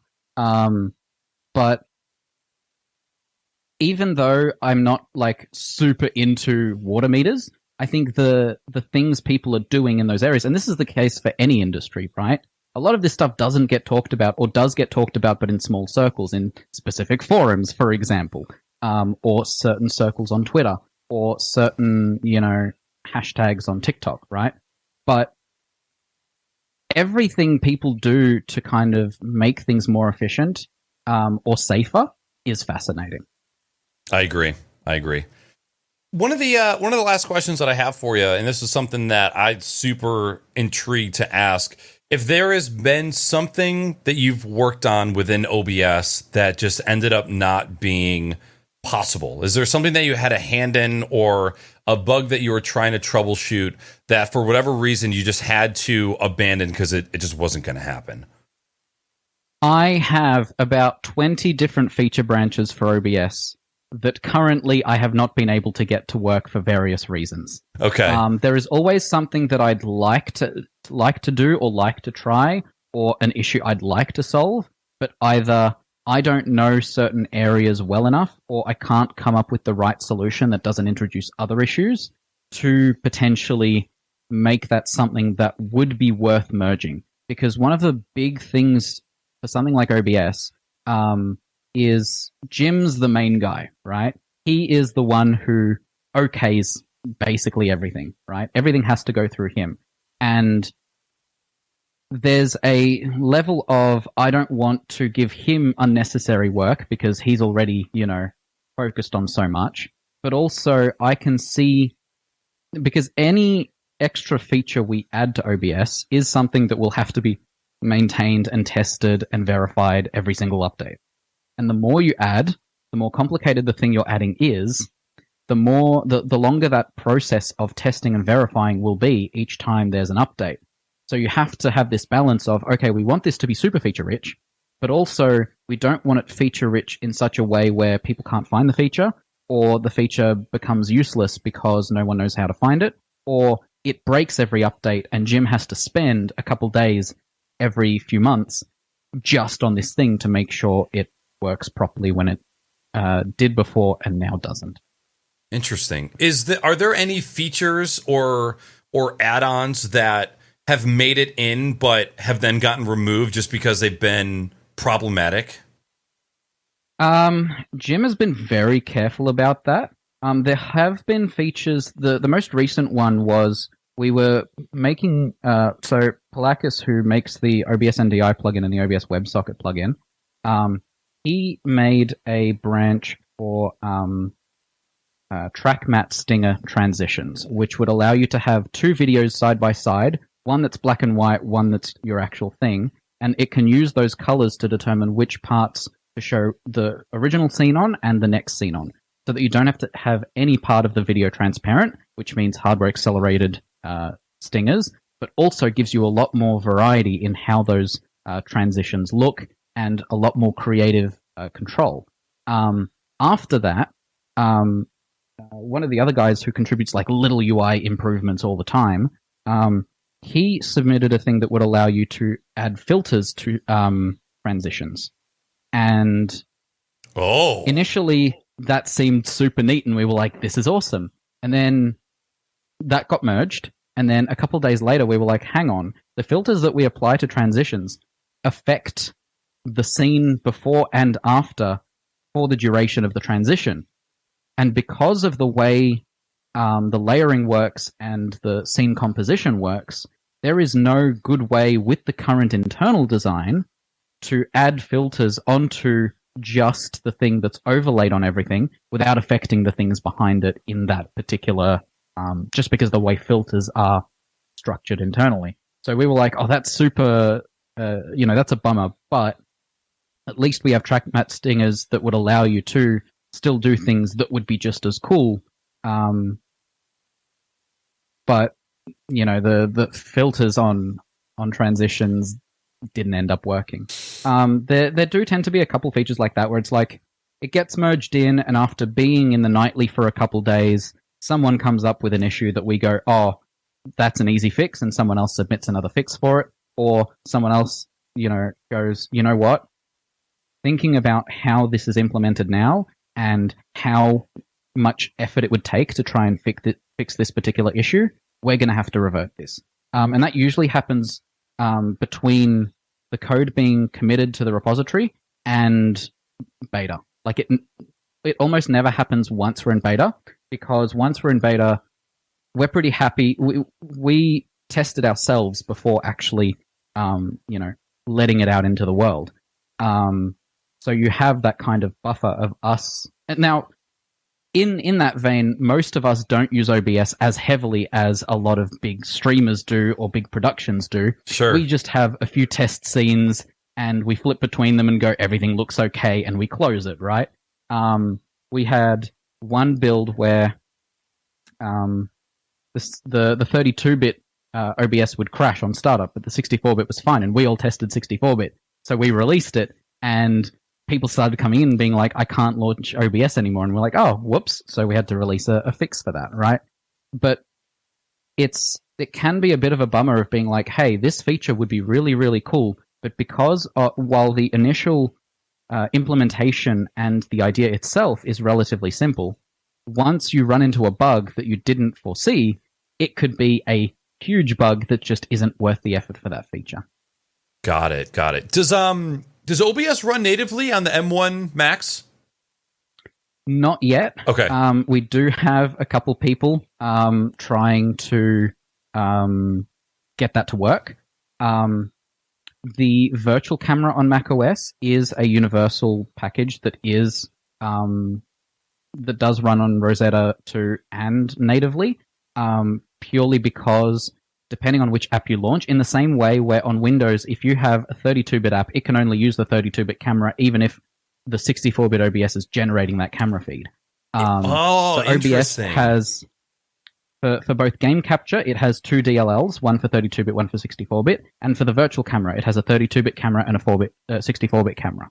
So that each of those programs who can only interact with the architecture that they're designed for, you can essentially have a translation layer that goes from 64-bit to 32-bit for that program. On macOS, OBS itself runs on Rosetta 2, which is their 64-bit to ARM translation layer. But the DAL plugin itself, which is loaded by those programs, is a universal package that contains both the ARM M1 architecture and the 64-bit architecture, so that the program can then request the camera, and OBS sends it onwards.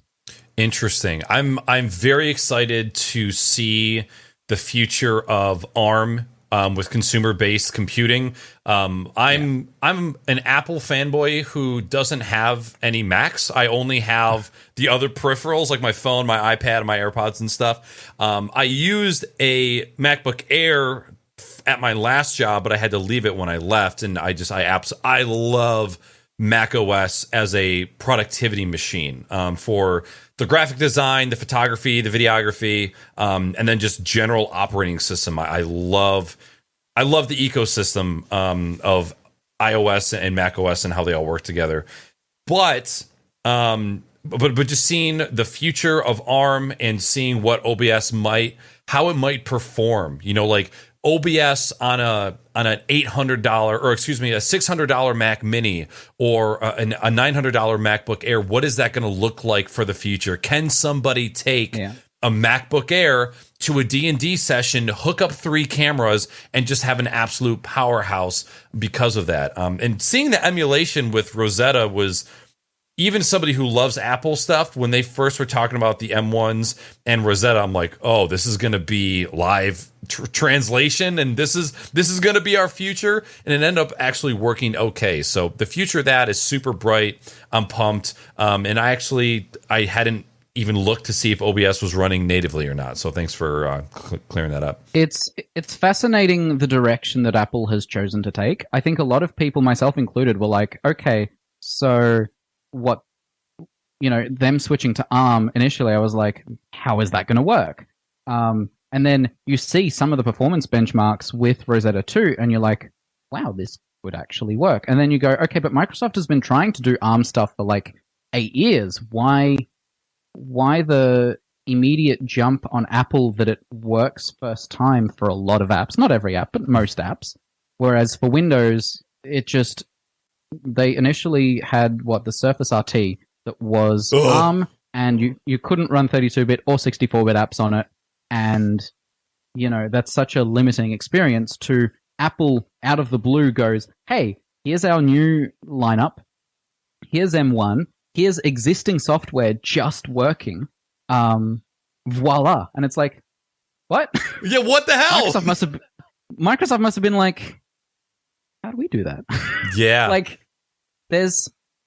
I think every company in that aspect has their own challenges they're trying to solve. And for someone like Apple to bring in ARM and be able to just make a lightweight machine that doesn't have any fans, that runs quietly, that doesn't get too hot, but still is, performs very well, that is a breakthrough on its own. And then if Apple doing this pushes Microsoft to do the same thing, because originally they scrapped Windows 8 RT, and then for Windows 10, they've started doing something called Windows on ARM, which provides 32-bit emulation, and it performs very poorly. After Apple announced 64-bit, emulation on their ARM chips, Microsoft, like a couple weeks later, were like, hey, by the way, we're working on it too. And they have released insider builds that have 64-bit emulation. I haven't seen any performance benchmarks for it, but clearly they've been working on it. They just haven't been able to get it to a point where they're comfortable sharing it. Mm-hmm. Whereas Apple just out of the blue, and this is something Apple does all the time, right? They're completely silent on what they're working on, and then they release something and you're like, that's neat. Yeah. I would like that.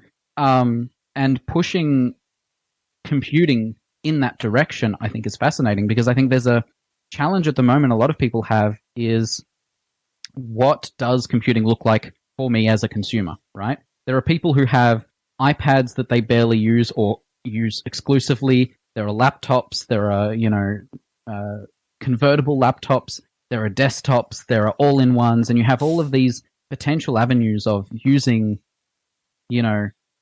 software and the web to do whatever you want to achieve.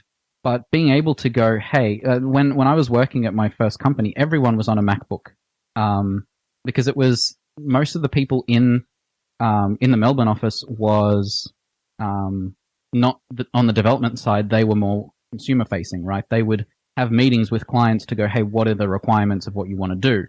And they were all on MacBooks. No one really had a desk that they always sat on. They could literally grab a laptop, go into a meeting room, and then come back out and someone's at their desk, so they sit somewhere else and continue doing their work.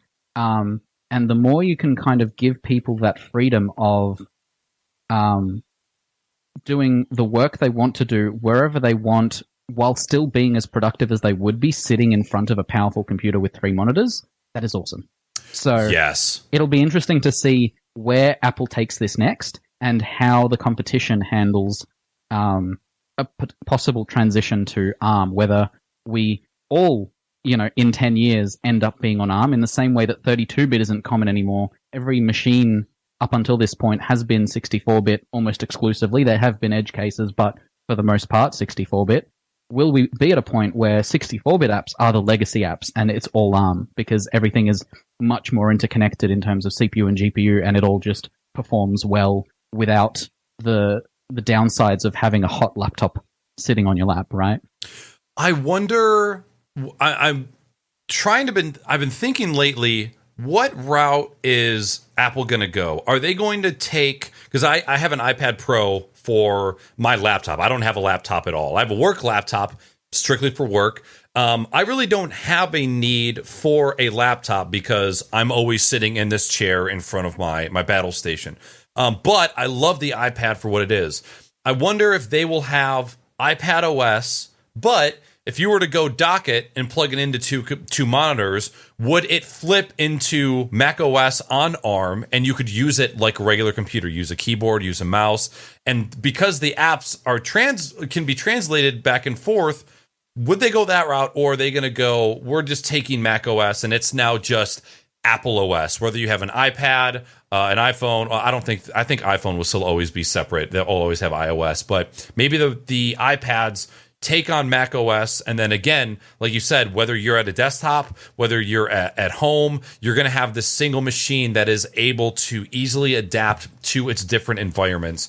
I am very, very excited for that time because I'm somebody who I need to work at a desk. I also need to work portably, and that is still not the greatest experience with Teams and OneDrive. And I'll give Windows 10 credit. Bouncing between a laptop and a desktop as a tech on the go is quite a good experience, but it's a very, very high barrier to entry. So for an everyday person, if you try to tell them about OneDrive and Sync and Teams, it's way, way too much. But I would love to see that sort of ecosystem baked into the Mac operating system as well, because I think that there's a huge market share for that. We've definitely seen attempts at that. We've seen even my Huawei phone does have, if I plug it into a monitor or a TV, it does have a separate desktop-like environment that allows me to have multiple windows open and do stuff. And that was something that Windows Phone did originally try to do with Continuum, where you plug in your phone to a little dock. I think I've got one somewhere here, and you literally connect a keyboard and mouse to that dock, and you do everything from your phone. You get your phone notifications and everything, but because it's a Windows phone, you have Word, you have PowerPoint, you have all of these programs that are almost as feature-rich as their desktop counterparts, but enough for you to do something on the go. I think it'll be fascinating to see what those physical form factors look like as well, on top of how we adapt the software, purely because everyone has a phone in their pocket. And making that more usable, I think this is where the foldable phones are fascinating, because you get that extra bit of screen real estate while still not compromising on it needs to fit in my pocket. So there are so many directions we could go. I think the issue we have at the moment is that everyone has a glass slab in their pocket that is they all look the same. And I personally have always been against everything being a touchscreen. I think there is a huge benefit to being able to click on something without looking at it and knowing you clicked on the right thing. I have woken up countless times in bed, grabbed my phone half asleep, and just tapped on things with my eyes closed because I'm, still not awake yet, and then opened my eyes and gone, oh, I don't know how I got there. That was not my intention. And having some physical way of being able to interact with things like that. And that's also a challenge for accessibility, right? Yep. For people who might have limited sight or, not full motor control in their hands, are limited to this glass slab where they can't feel what they're doing and can't interact with it to the same extent that you or I might be able to with a phone in front of us and both hands doing whatever we need to do, right? So there are so many ways we could go. It'll be interesting to see where... I think a lot of companies struggle with the motivations of trying something new because there is the downside of it will fail and they will have spent a lot of money on something that's potentially not the way to go. But I think experimenting is where we should be doing more, really. I love my phone. I hate typing on my phone. I utilize dictation and voice messages like mad. And I'm sure there's probably plenty of people that get really fucking annoyed that I send them voice messages because they're like, why don't you just fucking call me? But seriously, like, I don't know what it is about the iOS keyboard, but I have gotten worse and worse and worse at typing on it, constantly making mistakes.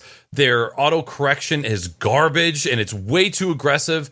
And I just get to the point where I'm so fucking frustrated that like I'll be like, I'll go to send a tweet and then I'll just hit dictation and I'll talk to my phone and let it type because I just despise I despise typing on my phone so much. And my iPad has a full keyboard, and sometimes if I'm gonna text somebody, if it's iMessage, I'll just grab my iPad, open it up, and I'll just type my text message because fuck using my thumbs. Yep, Android has messages.android.com, I think, and there's a Windows app called Your Phone that can also interact with Android phones, and I don't know how feature-rich it is on iOS, but you get that same capability of you can just respond to messages on your computer using a keyboard. The beauty of something like dictation is that benefits you as a side thing of I don't like to type on a touchscreen, but it also benefits the people who can't type on a touchscreen for whatever reason, right? So you get that feature that is designed for one audience, but is useful to anyone who chooses to use it, who knows it exists. Sure. I hate writing on my phone as well. I know what I want to write, but it never comes out the way I want it written when I use my phone. So, like, I've been using shape writing on the phone for ages, which is much better than typing individual letters. Shape writing? Yes. So basically, I don't know if I can show this as well. Let me quickly pull up, say, Twitter. I don't know how well this will look. So, what's it doing? That's not what I clicked. That's what I clicked on. If I, it's like swipe texting. Yeah. Gotcha. Okay, I gotcha. Because I'm like, what is this shape texting? I've never heard of this before. Yeah, different companies call it different things. It had a different name on Windows Phone. SwiftKey calls it something different. Yep.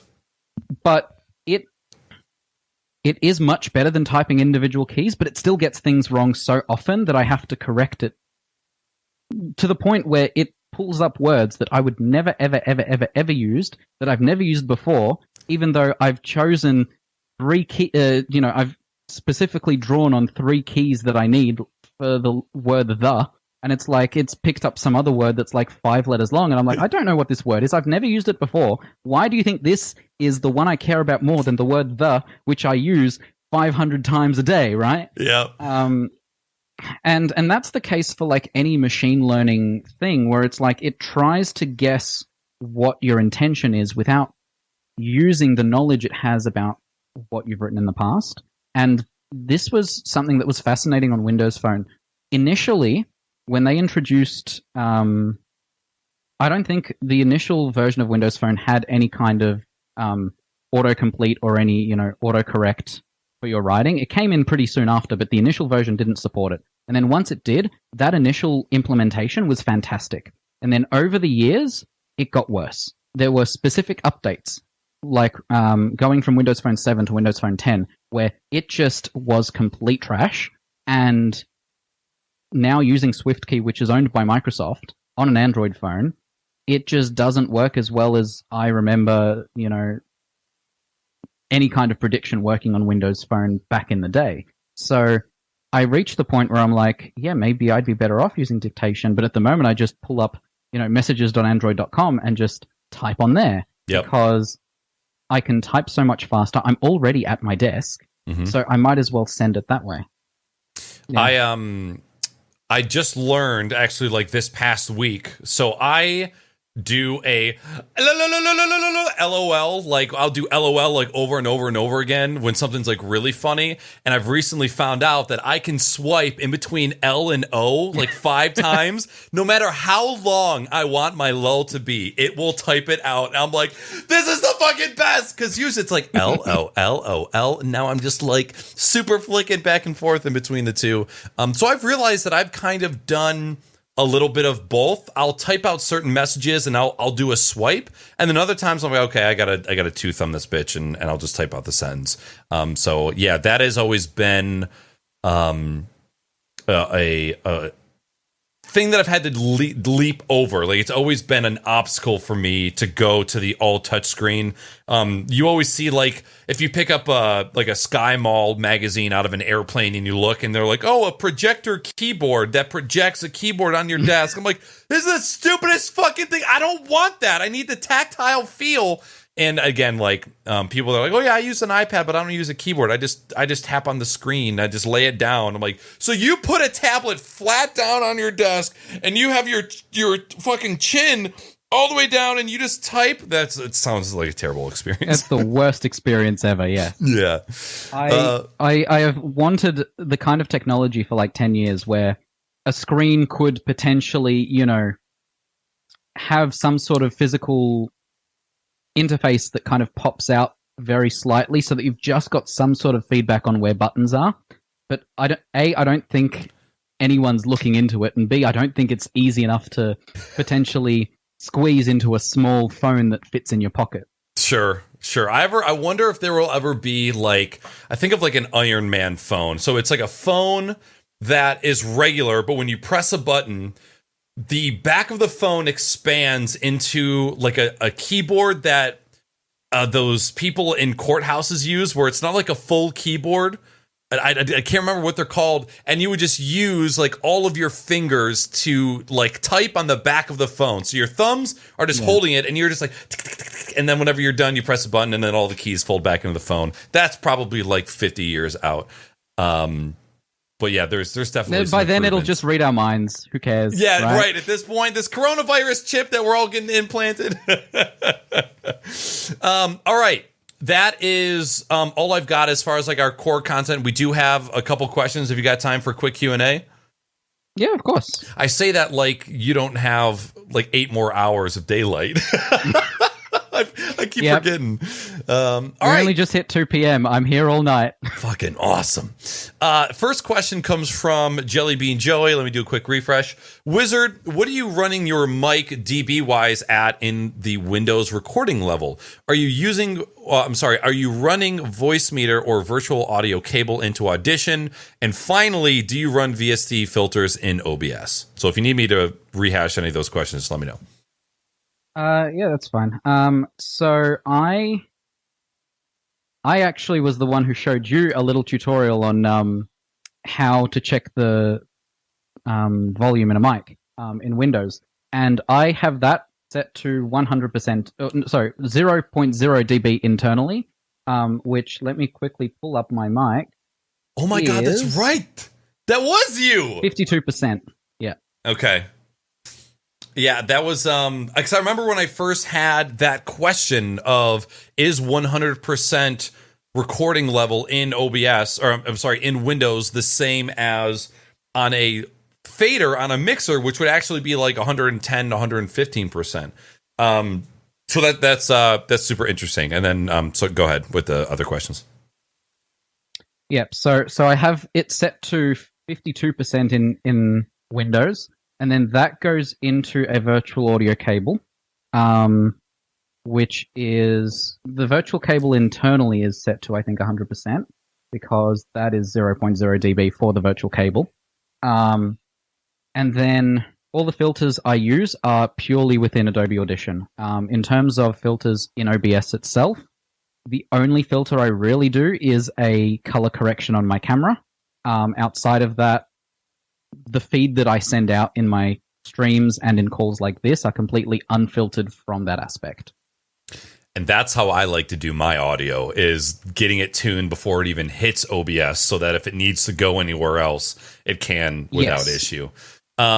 I have actually been toying around this for a while, from like 2019 to like late 2020.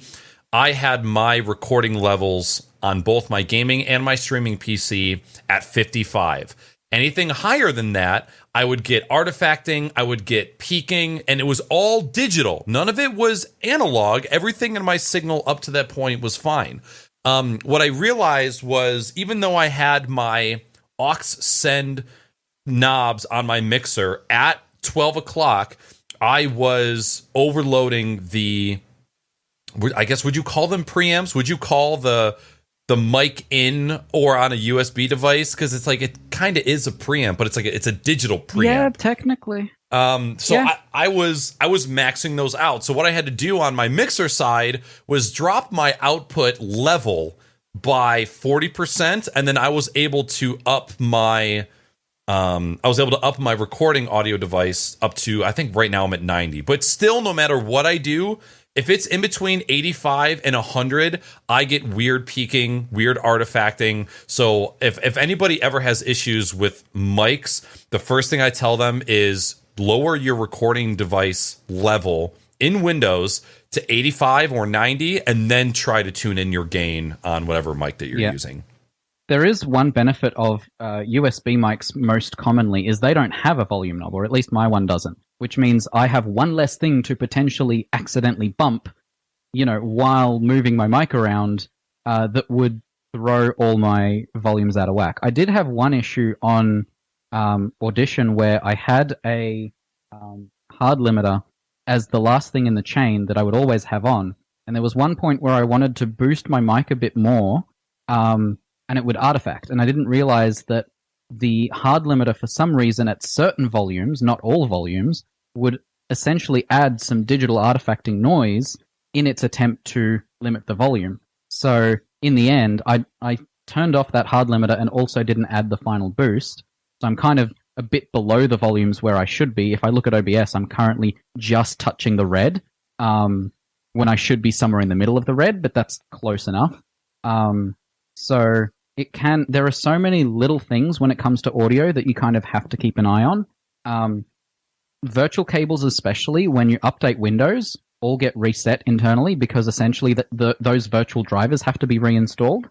Whereas with physical hardware, that hardware is still plugged in, so it still has a recognizable identifier that Windows can sort of kind of guess with.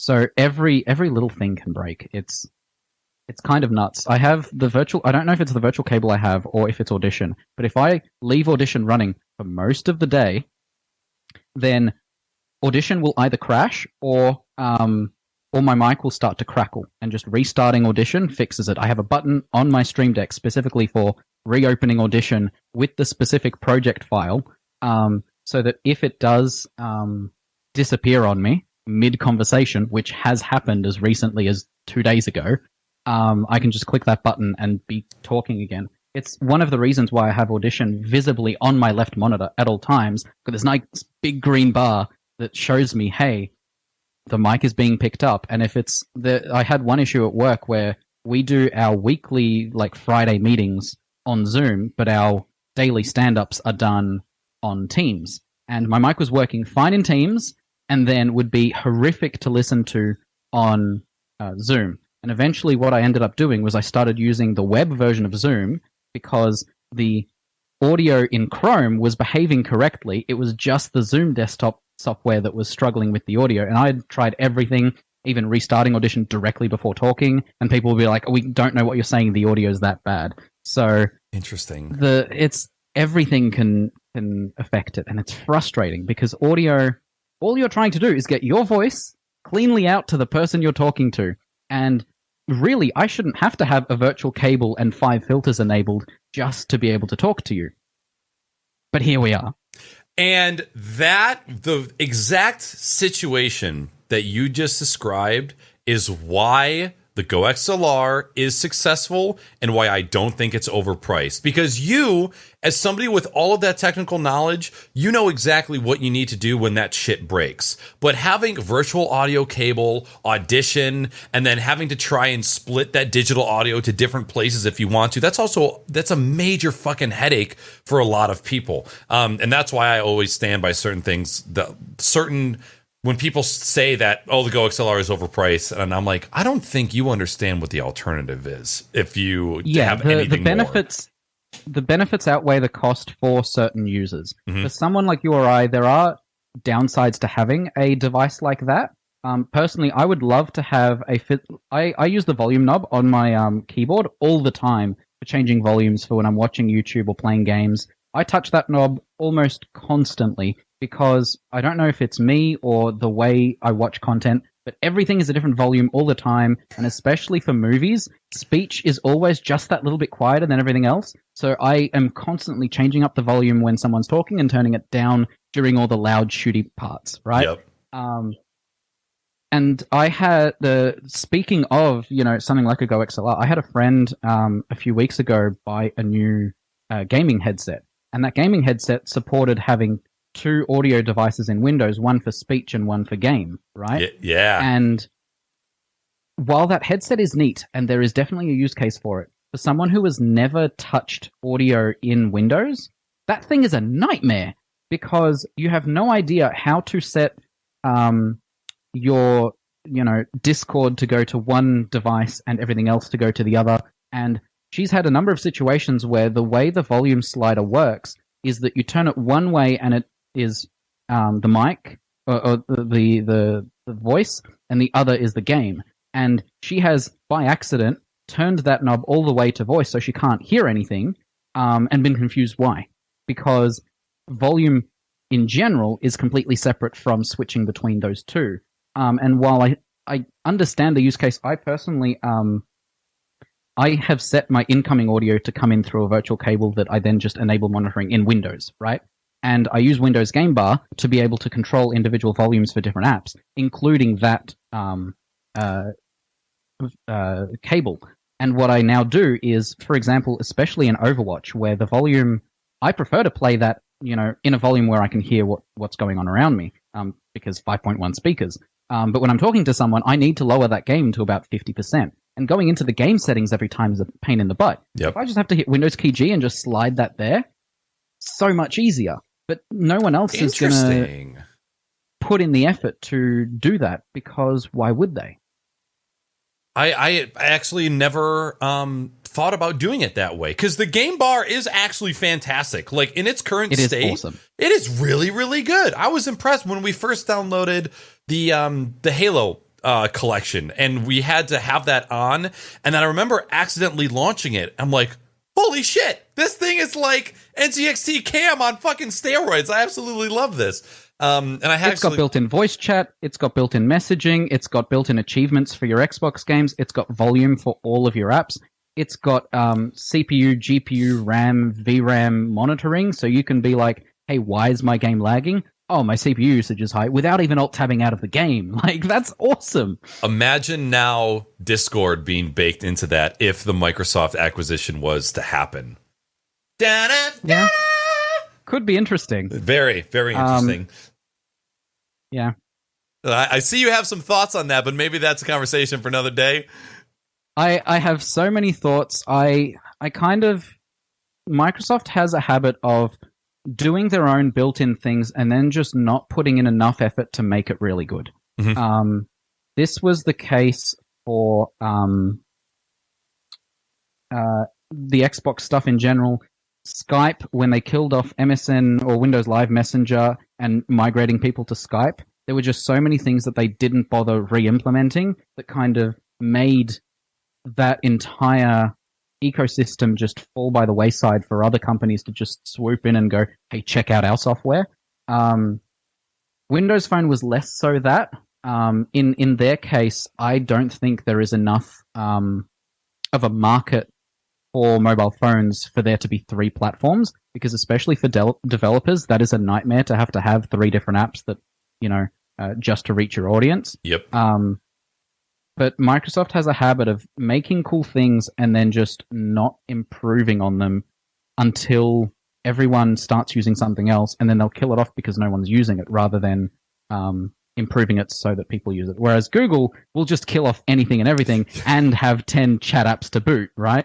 So different mentalities, I guess. Yeah.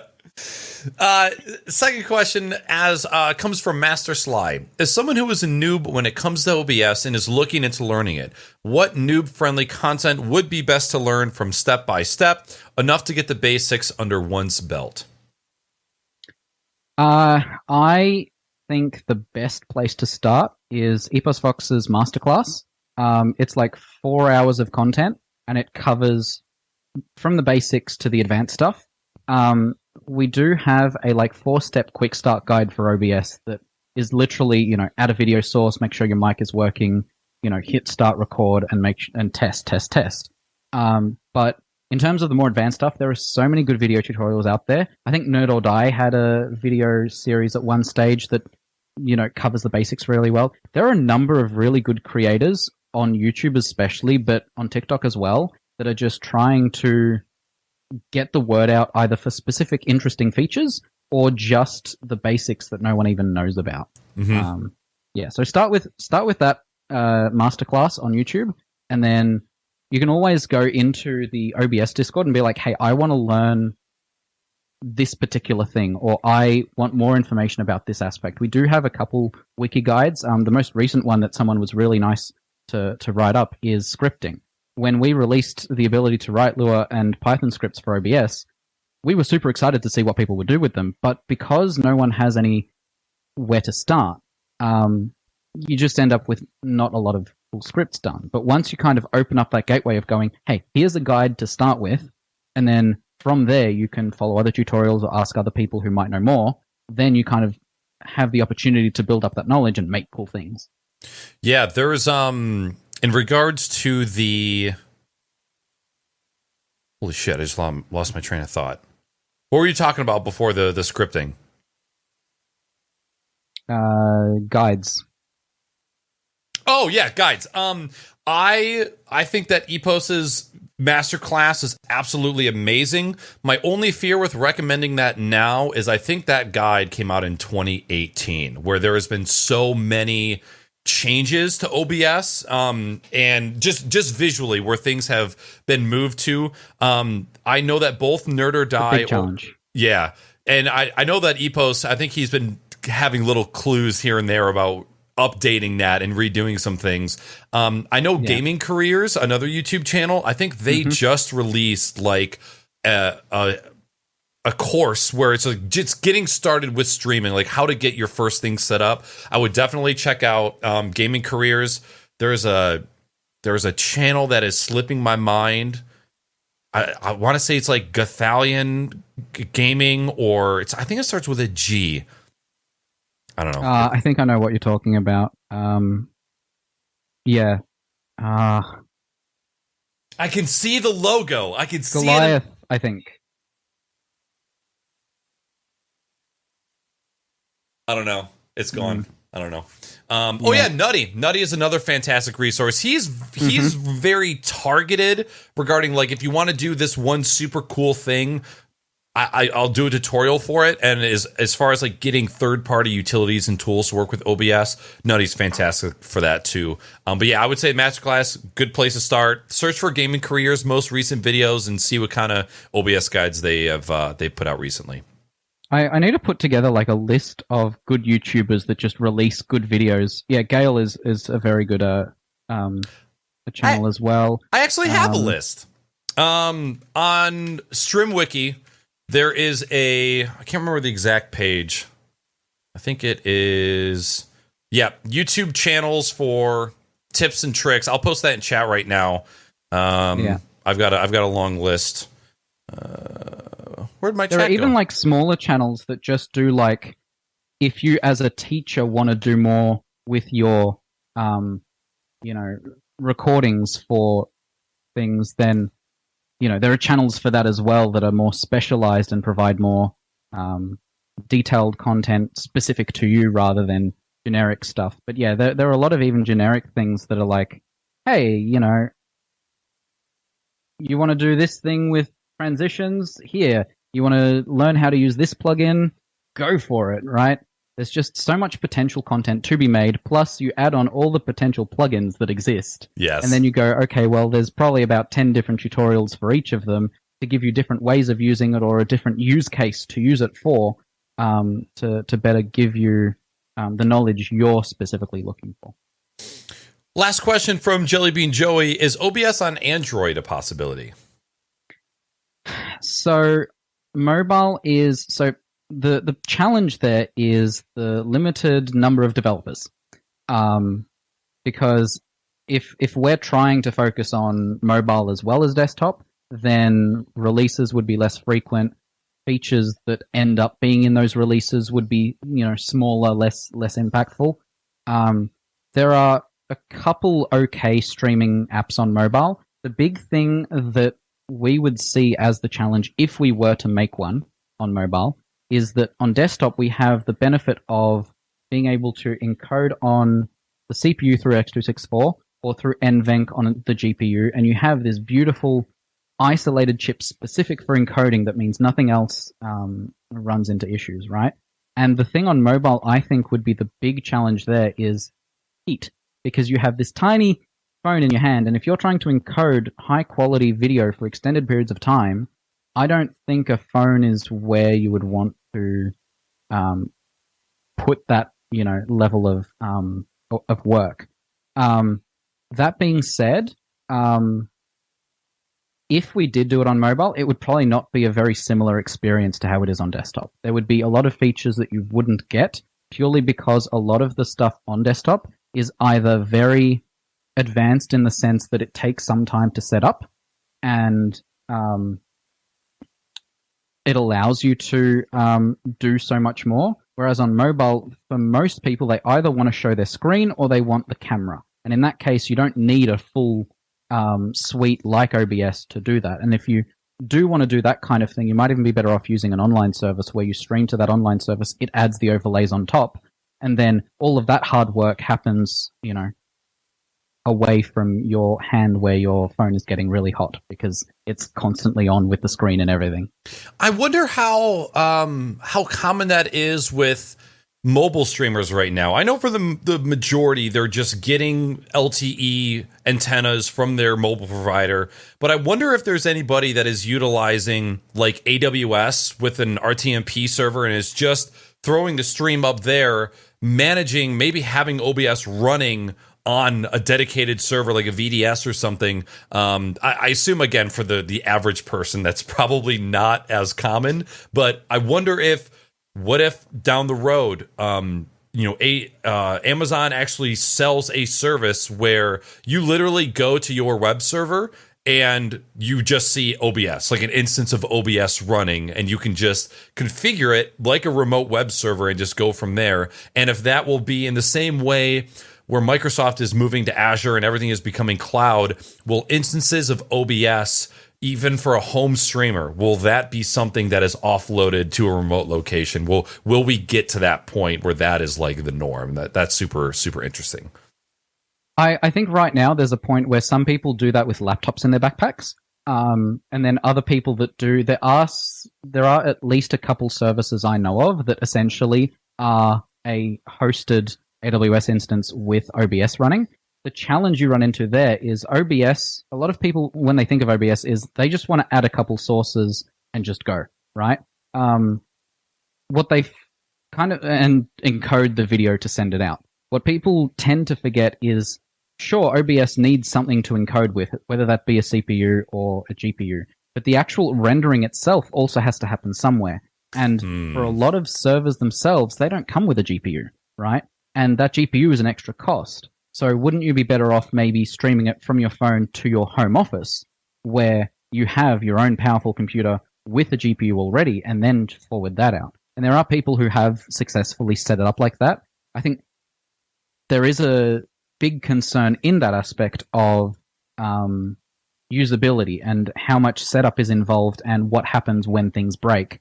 Having to think about all of these potential fixes for the entire pipeline, where mobile streaming is huge, but I also think it's a different use case to people on desktop trying to use OBS. And while there are benefits to, for example, certain apps that do add a chat overlay or whatever else, that's a very specific use case that might be better suited to be specific to that use case rather than OBS, which is more a generalized thing that anyone can use for any purpose, with as little as one webcam, streaming out a virtual camera to Zoom like I am now, or, someone who's streaming out from their home office with multiple cameras and computers and capture cards and all this other stuff to kind of build out a proper setup. Gotcha. All right, my dude. Well, that's all the questions I got on the Q&A, and unfortunately, that is also the end of the podcast. So what I'd like for you to do, if you want to do a quick self shout-out, if you want to sell out anything, announce anything that you got going on, share any social media, the floor is temporarily yours. Man, I wish I had more stuff to shout out. Honestly, just Twitter, at WizardCM. I tend to follow a feed of people mentioning OBS in all sorts of avenues of looking for help. You can find me in the OBS Discord, super active. I do peruse the forums a bit to see if there are any questions there that are worth answering. There is an OBS subreddit as well, but honestly, most of my time is spent either on Twitter or in the OBS Discord. So those are the two best places to find me. Gotcha. Okay. Well, my dude, it was awesome sitting down and having a conversation with you. I very much appreciate you taking time out of a Sunday to just sit here and talk nerd shit. So thank you very much for being here. No problem. Thanks for having me. Absolutely, dude. All right, man. I'm gonna let you go. I'm gonna continue streaming here, probably playing some video games. But we'd love to have you back sometime, and hope you have a great rest of your Sunday. Absolutely. You too. All right, later, man. See ya.